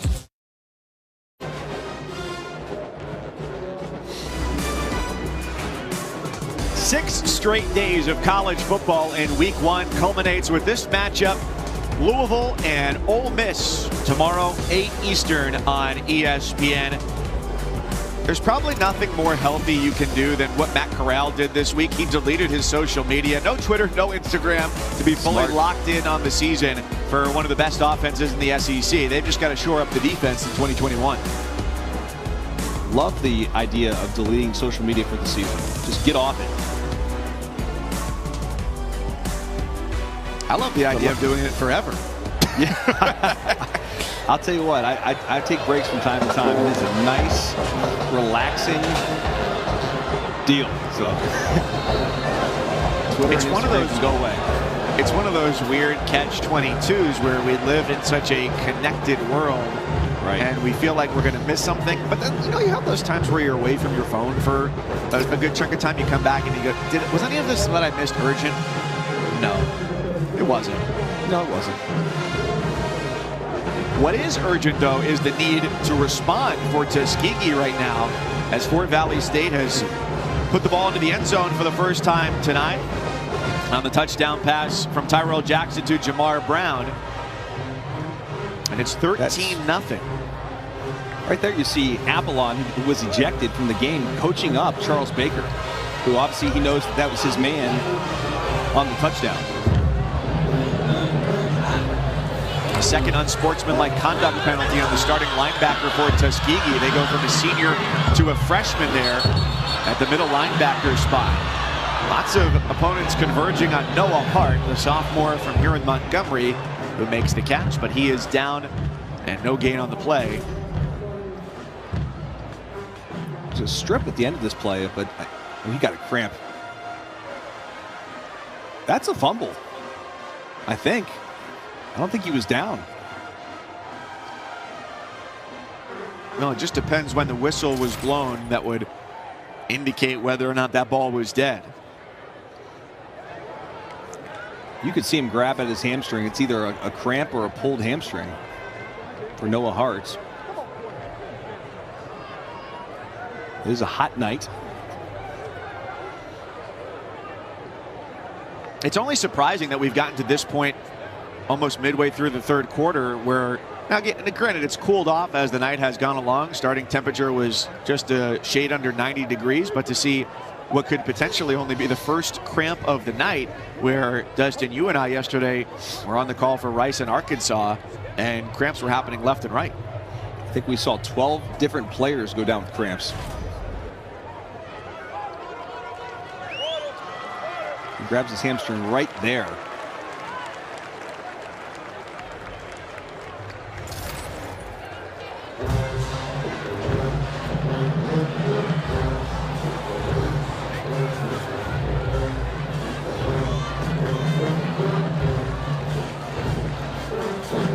So it's Noah Hart who received some assistance on his way off the field. He did gain 1 yard on that play to make it 2nd and 9. A wide disparity, however, in total yardage tonight, as preceding this run here by Williams, Fort Valley State has been outgaining Tuskegee by almost a 3-1 margin. It was 180 total yards to just 68 for Tuskegee before that scramble. That was a design quarterback run, Mike, on 2nd down, just to make it a manageable 3rd and 1 situation here for the Golden Tigers.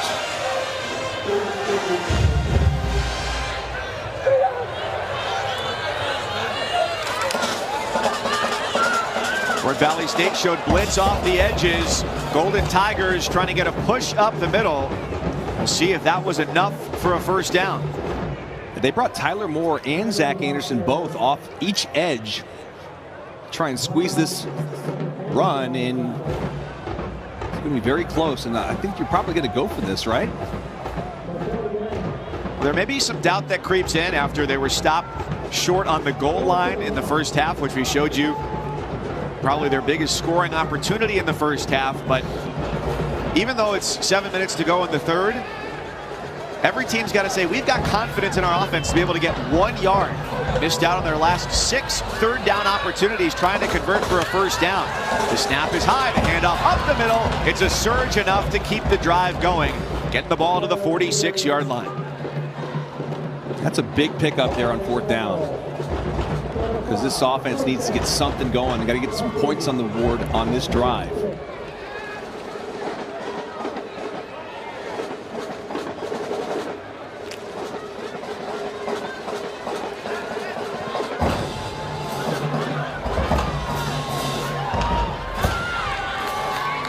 Tuskegee, a powerhouse in the SIAC 30 conference championships. That ball, a wobbler, swatted away by Deion Andrews. Excellent coverage by Deion Andrews.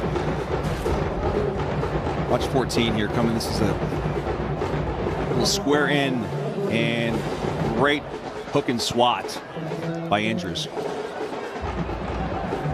Ball thrown a little bit behind, but you almost had to, because you had defenders converging from the opposite end of the field.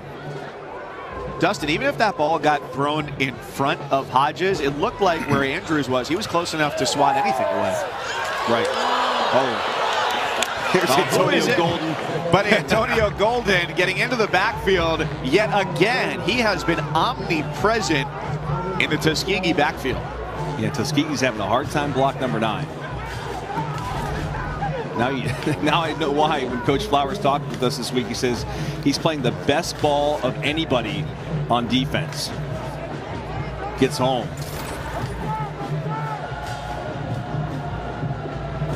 .6'4", 230. Tough to block. He's already got 3 tackles for loss. A home state guy, native of Georgia. It's one of the beauties for Coach Slater, he said, is we can recruit a lot of talent just in our own backyard. Ball is loose at the end of that play. Fort Valley's got it. Jalen Brown scooped it up. It popped out before Williams went down. Coach Slater looks stunned right now. And this was a really good job by Jasiri Patterson, number 2, the opposite defensive end of Golden. Comes off the edge.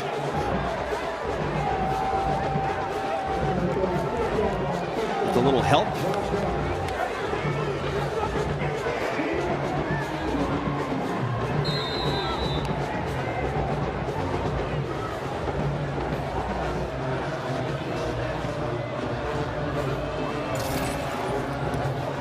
Like Zaquan Baldwin was in there too, number 44. And that's the 3rd turnover of the game for the Golden Tigers.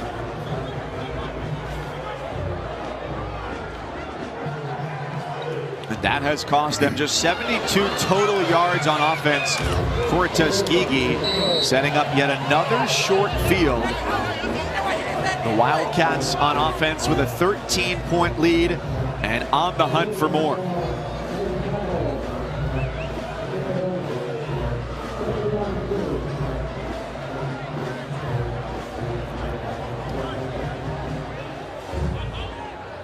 Jackson at quarterback, the former finalist for South Carolina's Mr. Football a few years ago, has looked increasingly comfortable as the night has gone along. Yet another handoff to Williams.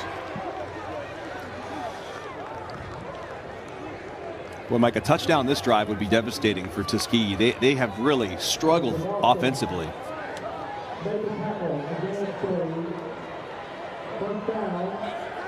With a couple of sacks, Fort Valley State has now put Tuskegee's run total to -4 on the night.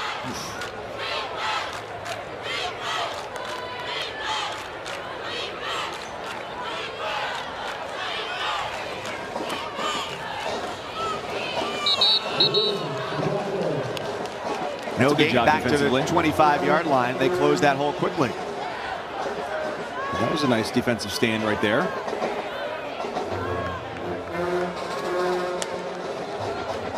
Golden Tigers got to find a way to get the football back to their offense, because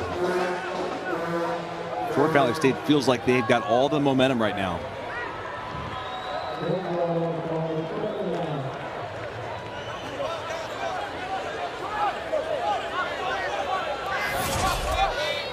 The preparation leading into this game, showing up for Fort Valley State. Stayed on campus throughout the fall, played 2 games in the spring.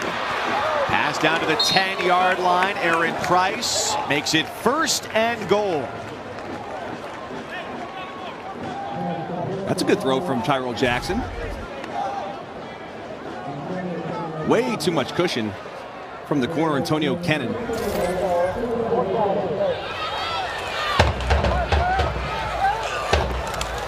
Running room rapidly disappeared as Kentrell Williams tried to find the boundary and saw more gold jerseys than he would have liked.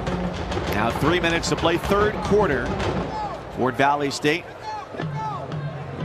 looking to add to their 13-0 lead. Trying to snap a 7-game losing streak against Tuskegee in this series, with their last victory coming back in 2010 against the Golden Tigers. Still haven't seen Shamar Bridges in the second half here make a play. He's the top of your screen. Man-to-man coverage against Marquez Delafield. Well, they look his way. Another throw, back corner of the end zone. Shamar Bridges, touchdown!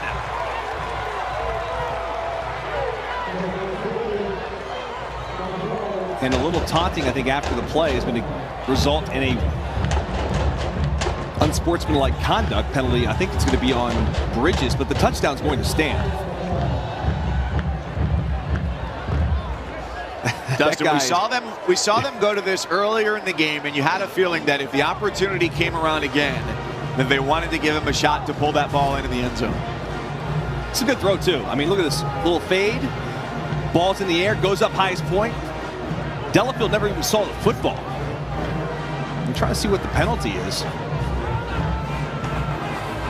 The result of the play is a touchdown. After the play, unsportsmanlike conduct, number 17, scoring team, that 15-yard penalty will be enforced on the kickoff.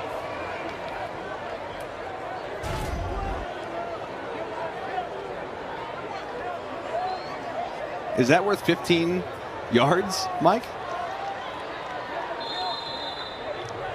I don't think it's worth 1.5 yards. I think that was a little ticky-tack from the official. It's basically just dropped the football. Nevertheless, Shamar, when you've got talent like this, you throw it to him. Making plays, Shamar Bridges all over the place, and Fort Valley State up 20-0 over Tuskegee.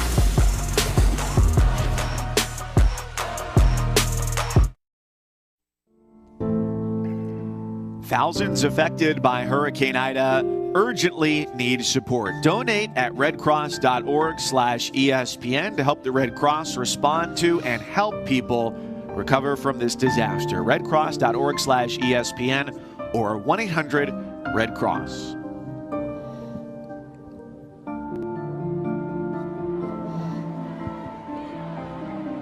.226 remains to play in the third quarter in Montgomery, Alabama, the inaugural Boeing Red Tails Classic. And the most impressive player by far today has been Shamar Bridges, who just brought in a touchdown on a fade pattern in the back of the end zone to make it 20-0 Fort Valley State in front of Tuskegee.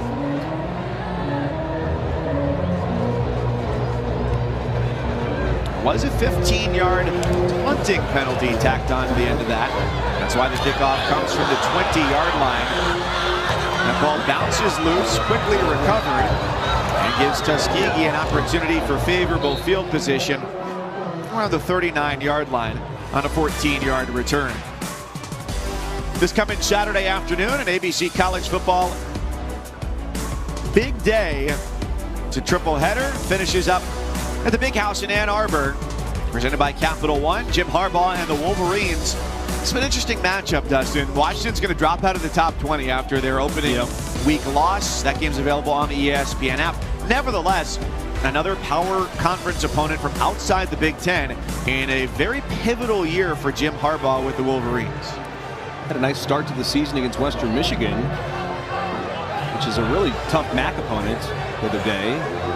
But that Washington loss to Montana, my goodness, that'll kill your season. Flag down, looks like it will be holding here against Tuskegee on the incomplete pass. What has been, from the looks of it, a frustrating evening for head coach Willie Slater. He's got a young team, Mike, and a young quarterback who's trying to feel out his way right now. Bryson Williams. There's been some mistakes, obviously. There's been a lot of penalties in this game because it is the first game of the season for these teams who haven't played a long time. Offside. Defense, number 44, lined up in the neutral zone.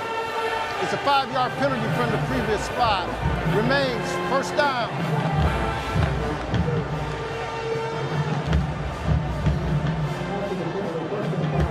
So it was not what it appeared to be. Instead, it's 1st and 5 with the penalty against Maurice Flowers' squad. If I'm Tuskegee, I consider going a little no huddle, a little up tempo here. You're down 20 points, 2 minutes to go in the third quarter. Offense hasn't really been able to get anything going in this game. I would take a chance here, just kind of going a little bit faster pace. See if you can get Fort Valley State on their heels a little bit.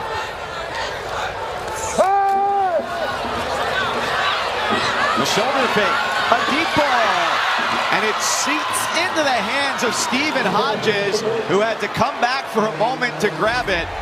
But he makes the most of a ball that, had it led him, could have led him to the end zone. Instead, it's a pickup of 23. Watch after the play here, though. He's going to throw the football down the field. And not even a flag on this one, because Shamar Bridges just drops the football and he gets called for 15 yards. That was a little inconsistent, I thought.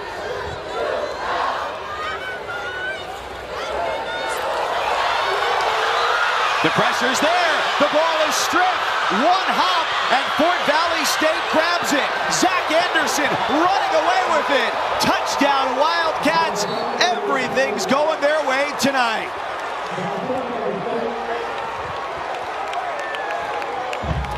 Tyler Moore, the star. That's the position he plays, the star position. Comes off the left side on a blitz. Watch number 3. Right here. Great strip sack. And then Johnny on the spot, Zach Anderson, who is a 2-time all-conference performer. Just scoops and scores. Touchdown. The Wildcats. This defense has been relentless, and there's the turnover sledgehammer.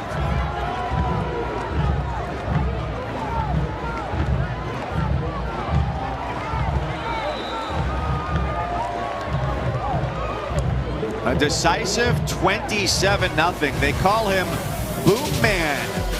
Come together with your hands. He did for the scoop and score.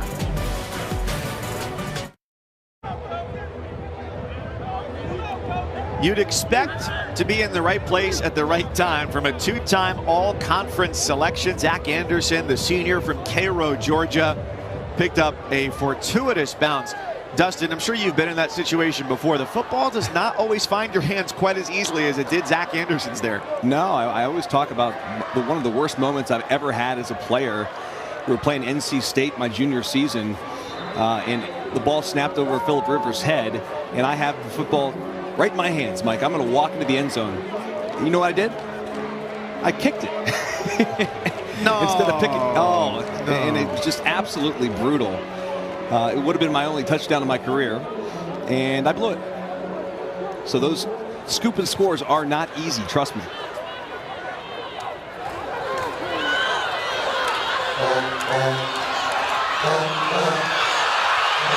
Across the 30, 35, and 40.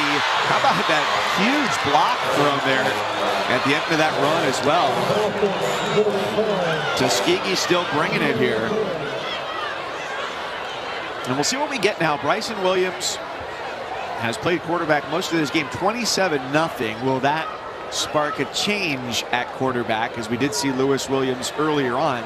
Think about it from the perspective of Jerry and George sitting in the coffee shop, and George sees the woman looking at him from across the way, and Jerry says, if everything you've tried in your life hasn't worked, why not try the opposite? And so far today, a lot of what Tuskegee has tried has not worked, so now they are trying the change with Lewis Williams.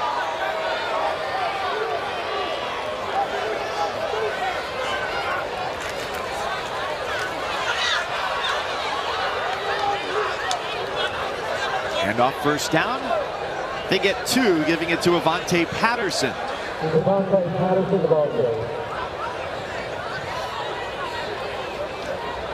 Now, Willie Slater hasn't had his headset on for about a quarter. I think he wants to do a lot of coaching on the sideline because this team is so young. He wants to be able to talk to his guys. And obviously some frustration from Willie Slater, the head coach at Tuskegee.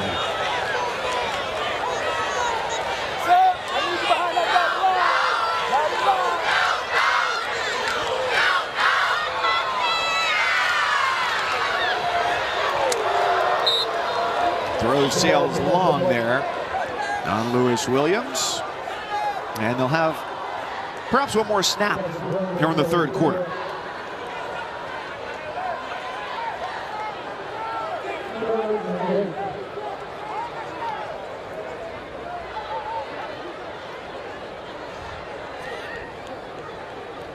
A good deal of credit belongs to the Fort Valley State defense as well. Their offenses and defense, as a matter of fact, has gotten them a 27-point advantage. And they have held Tuskegee at bay now almost through 3 full quarters and have not yielded an inch as we near almost 15 minutes to play. Williams takes off on the design run, lands on his back at the 41-yard line. That's good enough for a first down. It looks like it'll be the final play of the quarter. The design quarterback runs have been really the only thing that has worked for this Tuskegee offense. Fort Valley State all over the Golden Tigers. Welcome back to the Boeing Red Tails Classic. Third quarter, a difference maker tonight. 21 of the 27 points for Fort Valley State, as Tuskegee still looks to get on the board as we go into the fourth quarter. Mike Cousins, Dustin Fox. These two teams going head-to-head at the Crampton Bowl tonight in Montgomery to open up their 2021 seasons. What a long wait it has been to reach this point. Almost 2 years between regular season games, although Fort Valley State did play a couple of games in the spring. And it's just not quite the same as fall, full season SIAC football for these squads. Second down and 10 after an incompletion thrown by Lewis Williams. Starts off the quarter. A long and storied history for the Tuskegee program. They've won 30 league championships, 7 of those under Willie Slater, who's won that title that number in his 15 seasons, now in year number 16. This program that has turned out 23 players drafted to play in the NFL. Most recently, Harry Williams in 2005, taken by the Jets. Four-man rush, gets there and collapses down on top of Williams. Jasiri Patterson helping lead that surge. This defense is impressive. This is just a four-man rush with a little bit of a twist. And Patterson comes around and does a really good job getting him on the ground. Gets a little help there, too, from Tyson Lattimore.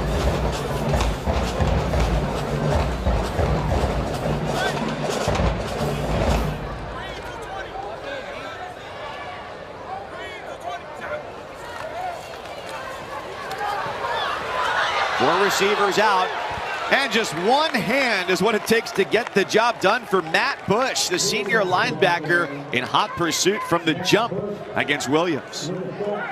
Matt Bush does a good job here coming off the edge. Here's the linebacker. Actually, excuse me, comes up the middle. My bad. But does a great job getting him on the ground. Matt Bush is a coach's son. And we were chatting with Maurice Flowers about Matt Bush. He said he's fast, he's athletic, and can really run from that will linebacker position. Loss of 14 on the sack by Bush.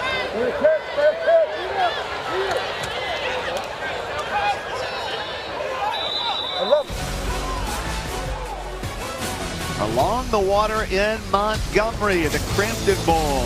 And a late. The Boeing Red Tails Classic is brought to you by Boeing, celebrating the trailblazing spirit of the Tuskegee Airmen, and Montgomery, Alabama. The journey starts here.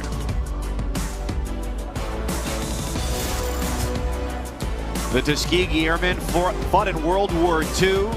First class of black cadets started their training in 1941, and almost 1,000 black pilots who trained around Tuskegee saw action in World War II. Right back to action for Fort Valley State, and still trying to attack downfield.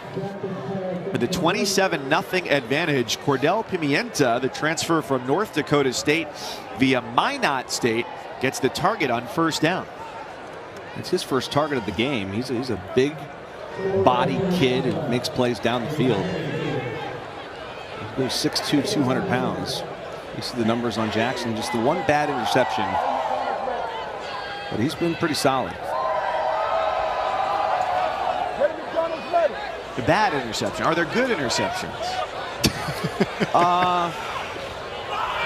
No, they're not. Thank you for calling me out. That was nearly a very good Tuskegee interception, with DeVere Hamilton jumping the route and just couldn't hang on to it. I guess it would be a good interception if you're on defense, right? That's right. Yeah, it depends on your perspective. As I've told you, Dustin, there's no such good thing as good writing. There's only good rewriting. So we're just editing on the fly as we go. That's right. He is kicking himself for not getting that to the house.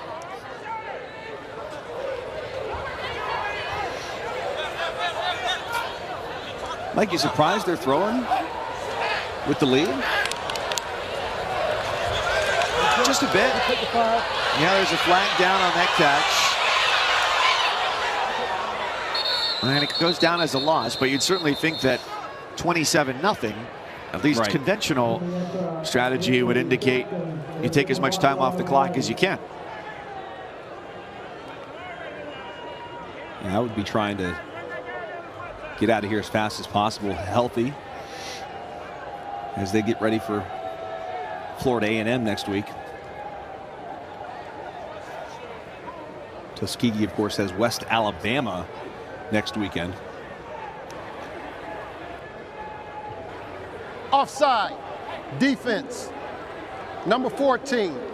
It's a 5-yard penalty from the previous spot. Remains 3rd down. Called that offside late. We saw it happen right away, but the flag didn't come in until like the play was already happening.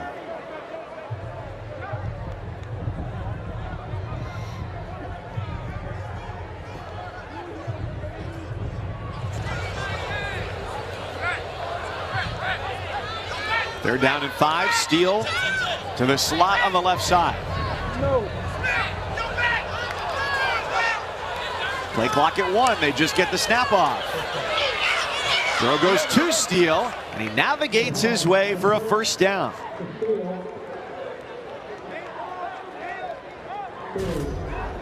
Love how they utilize the motion to get Steele over to the opposite side of the field and to kind of create some confusion for the defense. Good effort to get the 1st down. Let's go, let's go! Let's go!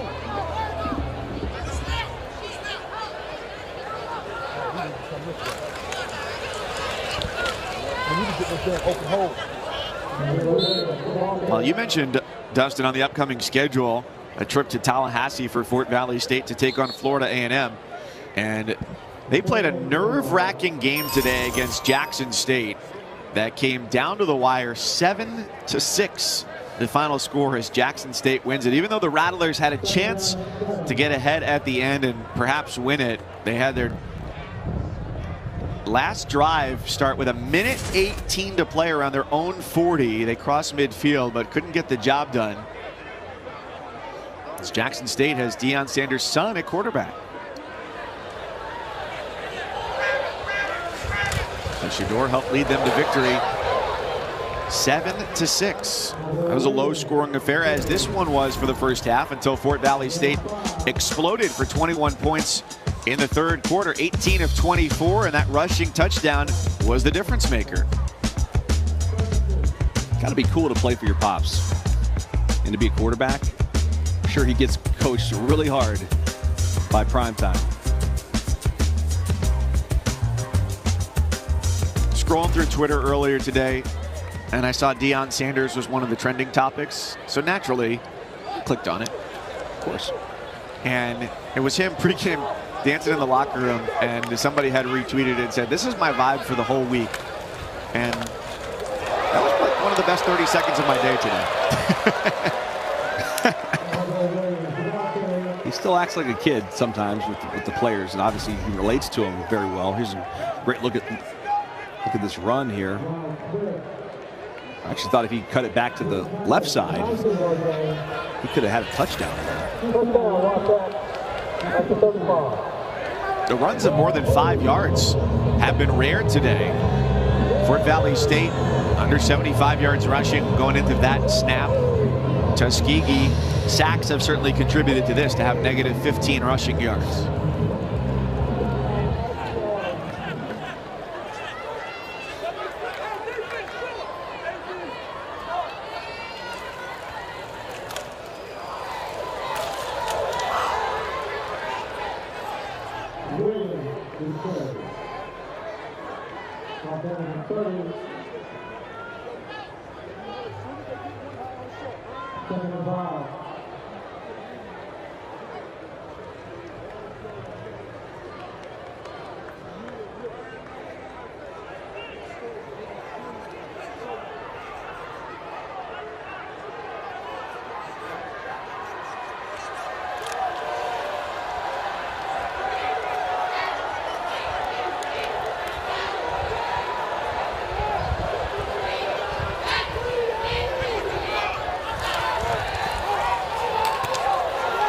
Jackson throws and finds Bridges at the 25-yard line.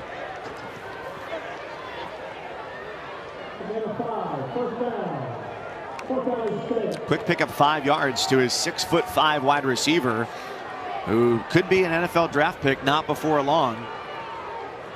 And Fort Valley State head coach Maurice Flowers said, yeah, okay, we got picked 3rd in the SIAC Eastern Division this year, but when it comes to it, our view is we're playing for a championship. Well, they certainly look like they've got the talent to do it, especially on the offensive side. Their defense has been terrific, but you've got a player like that, Shamar Bridges, on the outside, that just creates such mismatches with smaller corners.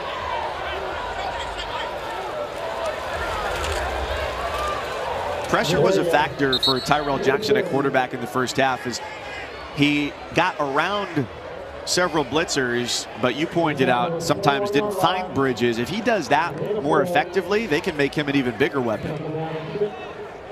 No question. I feel like in the second half he's done a better job looking down the field, reading his progressions, going through the progressions, I should say. And they're just going to huddle and tick, tick, tick, tick, tick the clock.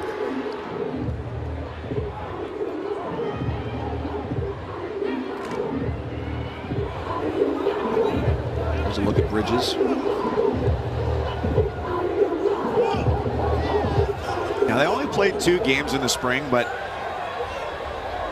they told us he averaged about 6 or 7 catches a game, about 100 yards a game, which comes out somewhere between 15 to 20 yards per catch. But when we watched him tonight, it makes sense how he averages that per grab, because once he's by the first guy, he can go up and get whatever you put there. So, yeah, more than a first down a catch. Yeah, 12.4 on the day. The 1 touchdown was beautiful. That little fade to the corner of the end zone was a great throw by Tyrell Jackson.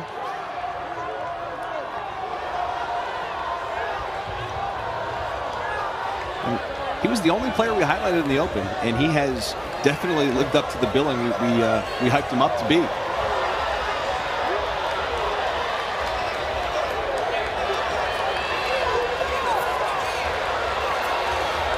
This is going to be on a sustained drive, the 11th play of this drive, but not before a timeout. 7:24 to play with Fort Valley State eyeing 1-0 to start the year.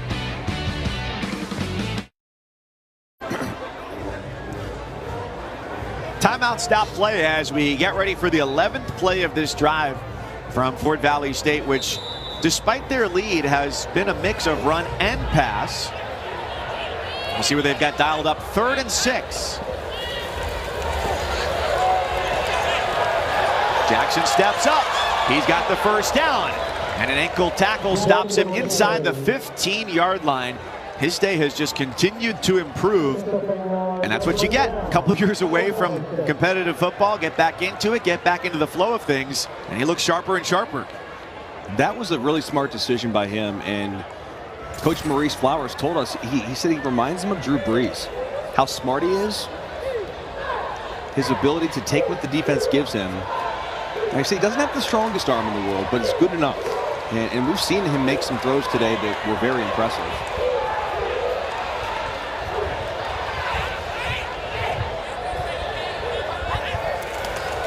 Because he's big, 6'2", 200 pounds. It's a lot bigger than the average male, but at a quarterback, you're probably looking at ideal height 6'4", 6'5", right? No doubt, but it was still, 6'2" is good height, 200 pounds. It's a guy that was you mentioned this earlier, Mike, but a Mr. Football finalist in the state of South Carolina, so a really good high school recruit.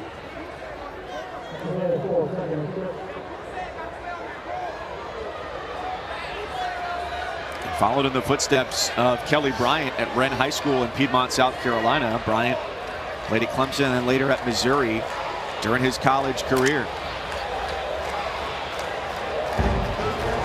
They're on pace to take probably more than 8 minutes off the clock on this drive.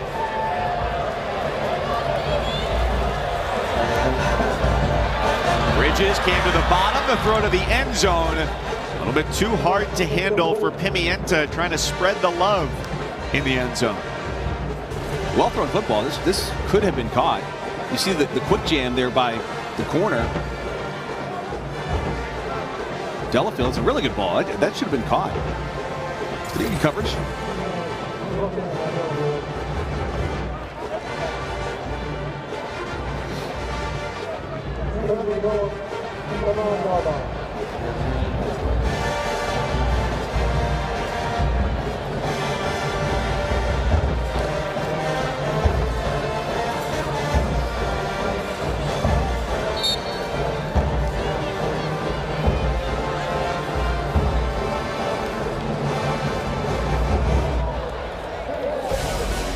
Third and 6. Another timeout with Fort Valley State saying 27 is not quite enough for us.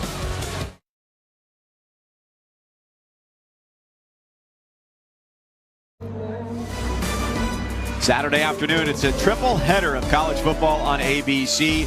Iowa and Iowa State in Ames, 4:30 Eastern. College game day will be there, and then it's off to Ann Arbor, the Big House. Saturday Night Football under the lights, presented by Capital One.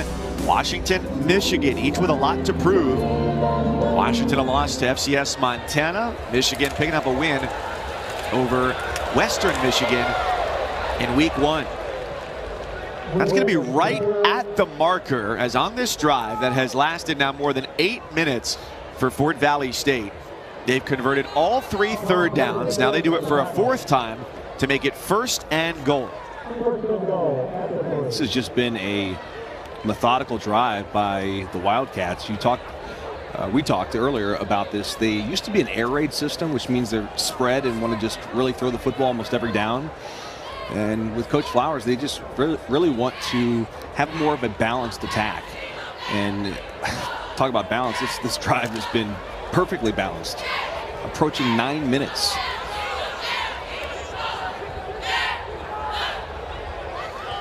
'15th snap of the drive. This has been much more balanced than, remember cereal commercials used to be like, this cereal with 800 grams of sugar is part of a balanced breakfast? Yeah, that's not true. It could be part of a balanced breakfast if you include fruit and other things to help balance it out, really tilting the balance. But this has been a truly balanced drive, mixing in pass and run. Throw some strawberries on your Frosted Flakes. Now it's healthy. Now it's healthy. Well, what will be the cherry on top here? Who's going to cap things off? And it's not Andre Williams on that run, as we'll navigate inside of 4 minutes to play. This has just been a we got something to prove drive here. The game's outcome has not been in doubt for quite some time, but they're trying to show how efficient they can be here down the stretch. And they've just really put the nail in the coffin in this drive by holding the football, possessing the football rather, for 9+ minutes, just to eat away this 4th quarter.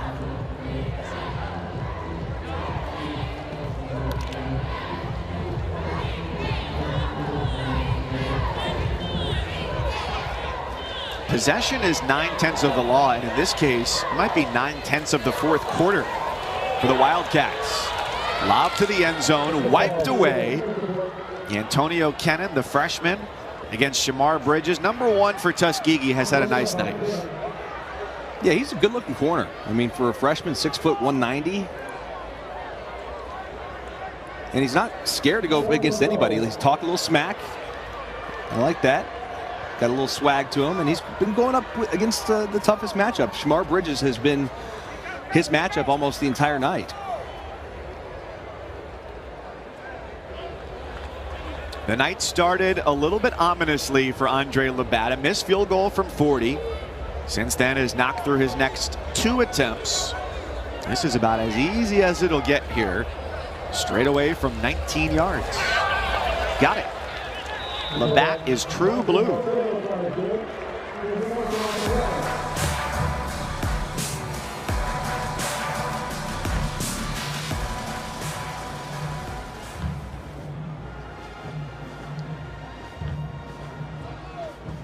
Guess what, Mike?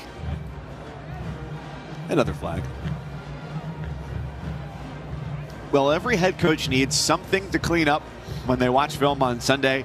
Flags will be a part of that after this game with the penalties that have impacted both sides today.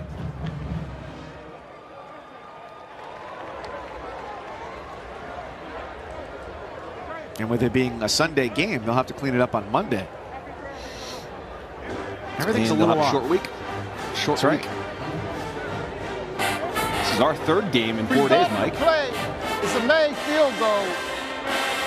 Dead ball, personal foul. Defense. Number 25. That penalty will be assessed on the kickoff. 50 yards.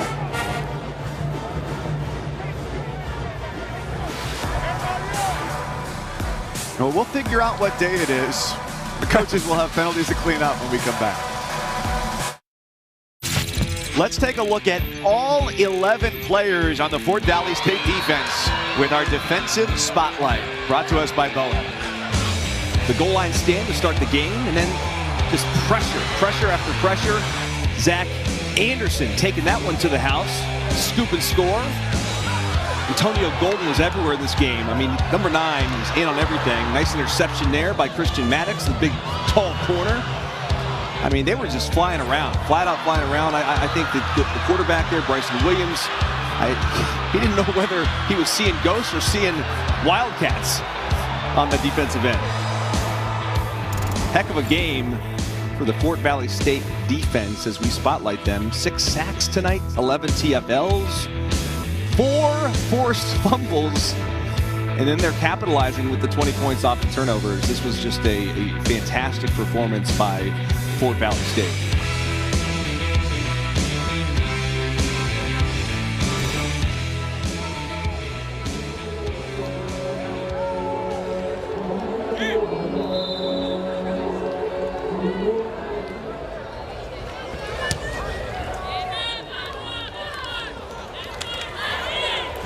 Perez off the tee.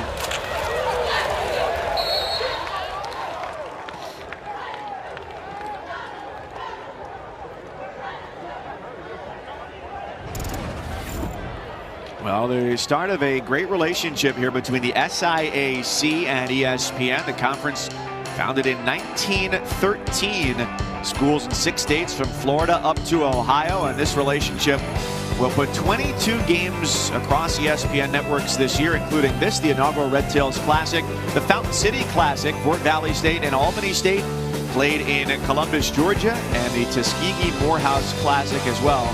It's a big deal. It's Division II football partnering with ESPN, and certainly something to celebrate. Oh, no doubt. I mean, these guys have a chance to play national TV. 22 games. It's tremendous.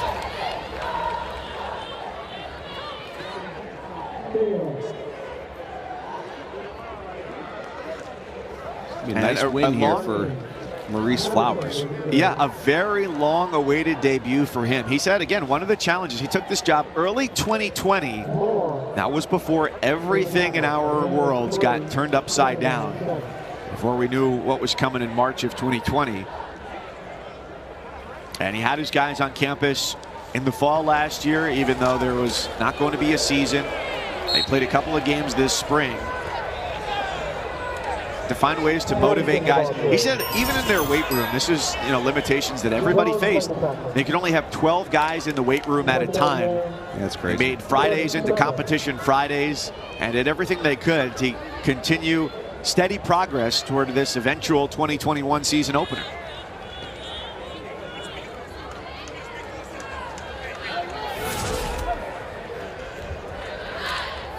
And Dustin, how about that last drive as well? 18 plays, 73 yards, 10 minutes, 5 seconds.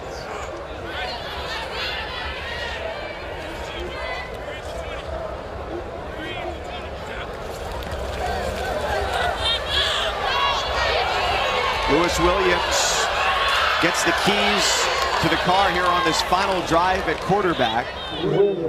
Takes a hit in his run at the end of that one. Yeah, his run concludes with a tough blow, 1:38 and counting as he picks up the first down. This will be a big win for Fort Valley State, not only to open the season the way they wanted to, but it will snap a 7-game Tuskegee winning streak in the series. And Fort Valley State is going to get their first win over the Golden Tigers since the 2010 campaign.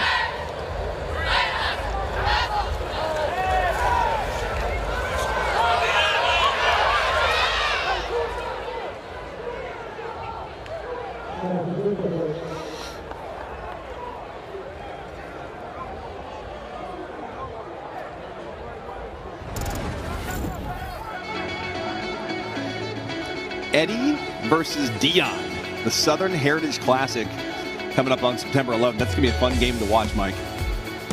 Certainly is. High-profile coaches, great programs. Alabama A&M and Alabama State in the Magic City Classic right before Halloween. And then also on ESPN, November 20th, Florida A&M against Bethune-Cookman in the Florida Classic.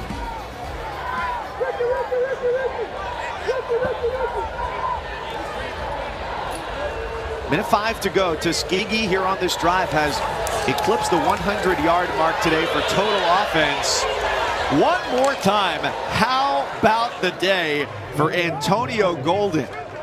The 7th sack this defense has had this day. They have been living in the Tuskegee backfield.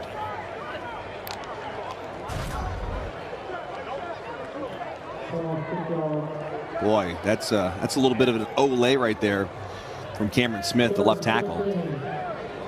Can't even get a hand on Antonio Golden. There's too much speed. Yeah, he's been a nightmare for these guys all night.